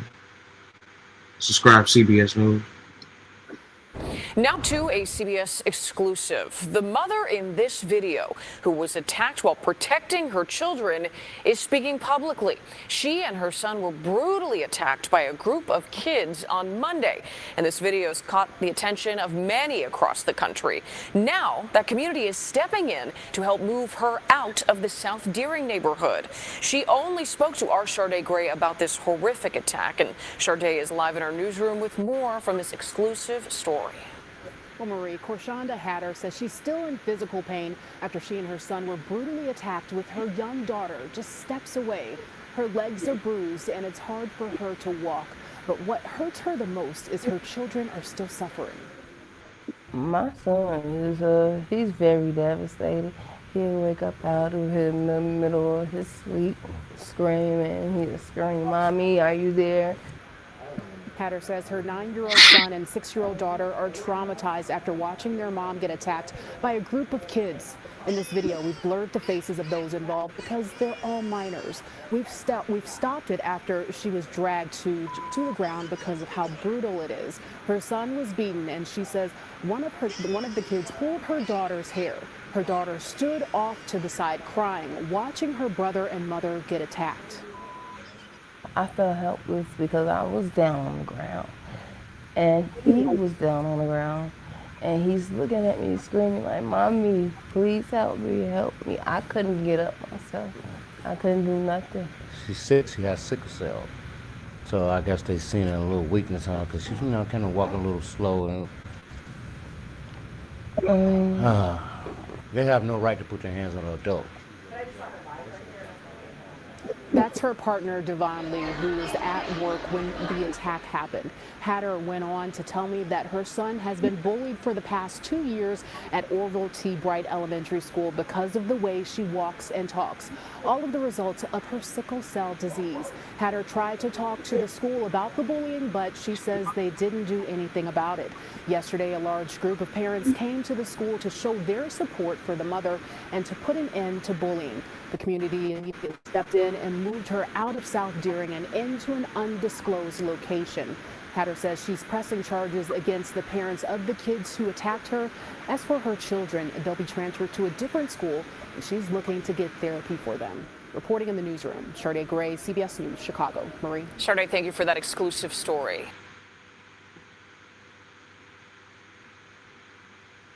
Yeah, it's horrible. That is horrible. Let's go to Detroit, Channel 7. We're going to go now to our other daughter of victim in the McDonald fatal stabbing returns to courthouse with knife. Top story today, chaos inside an East Point courtroom as the suspect in July's deadly McDonald's stabbing faced a judge. The victim's daughter tackled by police after leaving the courtroom and allegedly returning with a knife. But the hearing continued with prosecutors revealing how and why Afeni Muhammad allegedly stabbed her manager to death. 7 News Detroit reporter Ruta Alsonaida inside the courtroom. She's showing us what happened today and what comes next. It was a dramatic day here at District Court in East Point as prosecutors played the surveillance video of what they say is Afeni Muhammad killing Jennifer Harris. It's that video that set off a chain reaction and left Jennifer Harris's 17-year-old daughter behind bars. This right here is video of the chaotic aftermath of the 17-year-old daughter of Jennifer Jama Harris, who was tackled and arrested by police in the lobby of 38th District Court. East Point police say she brought a knife into the courthouse after seeing the disturbing surveillance video of her mother's murder in court. Harris's family was then barred from returning to the courtroom for the rest of Friday's hearing. Prosecutors releasing new video on what they say is 26-year-old Afeni Muhammad, her face covered with some sort of mask, a large knife hidden under her arm, walking into the back of the East Point McDonald's on July 10th, where she and her manager, Jennifer Harris, worked. Prosecutors say Muhammad was sent home earlier that day by Harris for slacking off. She later returned, allegedly stabbing Harris at least 13 times. Even though Jennifer Harris had collapsed on her back, bleeding, the defendant intended to finish the job on the ground. You can see in this interrogation video where Muhammad shows investigators exactly how she stabbed the victim, saying she felt no remorse because Harris constantly, quote, bullied her at work. I feel better. Prosecutors say the only reason the attack stopped is because Good Samaritan Devontae Pace, who was in the drive-thru and saw everything, fired a warning shot towards the attacker. I guess it would be a warning shot because she didn't get hit, but it definitely was towards her, and I didn't mind shooting her, so I was shooting at her. Judge Kathleen Galen finding enough probable cause to order Muhammad to stand trial, so she will be back in court December 2nd. As for Harris's daughter, who is accused of bringing that knife to court, prosecutors are considering charges for her actions in court. In East Point, I'm Rudolph Sinaida, 7 News Detroit.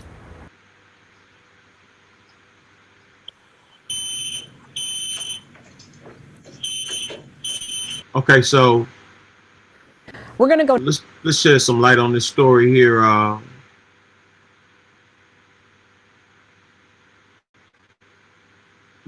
The lady was she said she was getting bullied at work by the McDonald's worker. On trial, the daughter of the lady that was killed came back to stab the person who killed her mother after witnessing the video.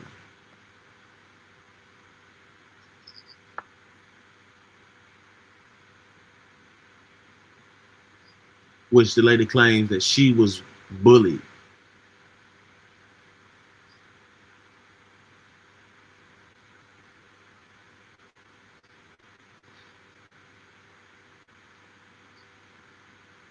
Let's see what we got. Let's go to public ban from hearing after altercation in McDonald's, stabbing trial. Thank you for joining us at noon. I'm Priya Mann. Things got heated in court today. An altercation brings the hearing for Afani Muhammad to a standstill. She's the woman accused of stabbing her McDonald's manager to death. That courtroom is now closed off. Lauren Kostick is following today's proceedings. Lauren, what can you tell us? Well, Priya, we knew this was going to be a contentious hearing. Before it even started, the judge said there was a fight between family of the victim, with some of them being escorted out. And then just a little bit ago, we watched as this video of the incident was being shown, a very graphic video. And we are told one of the family members, they went out and they retrieved 2 knives and then attempted to bring them back into the courtroom. And because of all this, like you said, the public is now banned from attending this hearing. Just the media is allowed inside. So let me catch you up. We know that 27-year-old Fini Badu Muhammad appeared for her preliminary examination to determine if there was enough evidence to send her to trial. And that fatal stabbing, it happened back in July at the East Point McDonald's on 9 Mile. Afeni is accused of returning to work and stabbing her manager after being sent home early. And so far during this hearing, we've heard from 4 witnesses. We've also seen body camera video of her arrest for the first time and surveillance video of her walking in the back door wearing a mask. Now, one of those witnesses who testified was the driver credited with stopping this attack and holding Alfini at gunpoint. Take a listen. Seen a bunch of commotion, a bunch of people running around. At first I thought maybe they was getting robbed or something like that, because I was on the phone, and I seen maybe 2 people fighting. There was one person had a mask on, and it was an employee. And then I seen the knife being produced, and I seen her start stabbing her towards like the neck area. And again, this hearing, it is still ongoing. We're expecting one more witness to testify. But again, the public is not allowed inside. The family of the victims not allowed inside because of everything that happened. We'll let you know what the judge decides on this. And also, if there's any more disturbances, over on clickondetroit.com. Reporting live, Lauren Kostick, Local 4. We know you'll stay on top of this story. Lauren, thank you.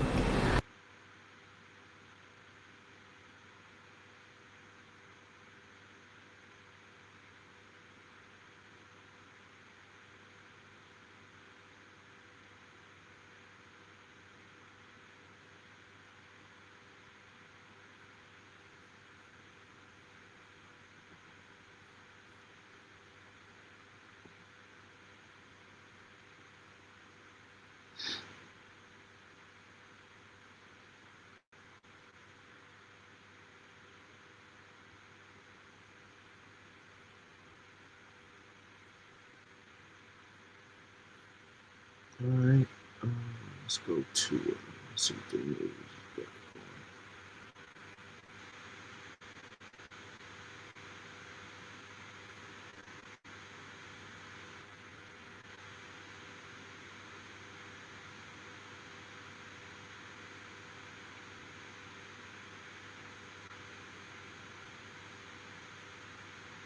Let's go to father of Jacksonville rapper Queso involved in 2020 murder addressed courtroom during sentencing.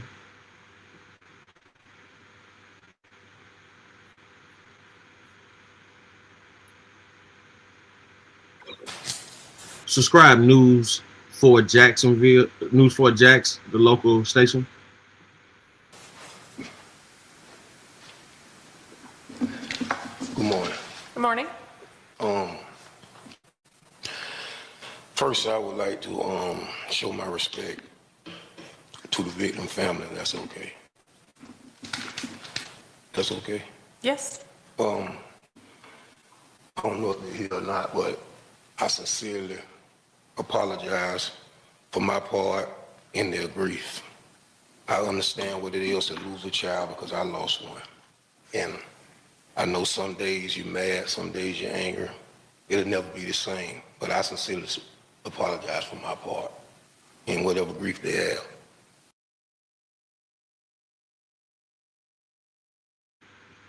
And this is he testified against his son, which is doing life in prison. He was granted time served. I believe he was in there for about 4.5 years or so, waiting on this trial. Salute to everybody that came through and stepped up tonight, man. Glad that y'all could make it top of the morning, man. Hope you guys have a blessed day. Happy holidays to all. We probably have another show later on today. Stay tuned. Sorry for the wait for my viewers, man. Everybody tuning in and it's been tuning in, missing me. Sorry for the wait, man. A lot been happening. We'll get back in rotation. Earlier we had a show, Caramel for the Win. I heard it was some responses back to that. You know, like I said, you know, I got the phone call. You know what I'm saying? If it wasn't an issue, she wouldn't have me do the show. So for those, you know what I'm saying, you know, I ain't got a motherfucking thing to do with it. But, you know, it is what it is. You know, somebody need to hit me back and let me know what's happening. And, you know, we'll go from there with that. But other than that, man, subscribe to Rich Martinez, The Cave. You know what I'm saying? One of the best shows going down. Miss Ting, subscribe to Miss Ting, subscribe to me. You know, Kitty Frappuccino, subscribe to the Run Television, man. Son Tyree, subscribe to everybody that came through. You know what I'm saying? For this live. Frank White, salute. You did.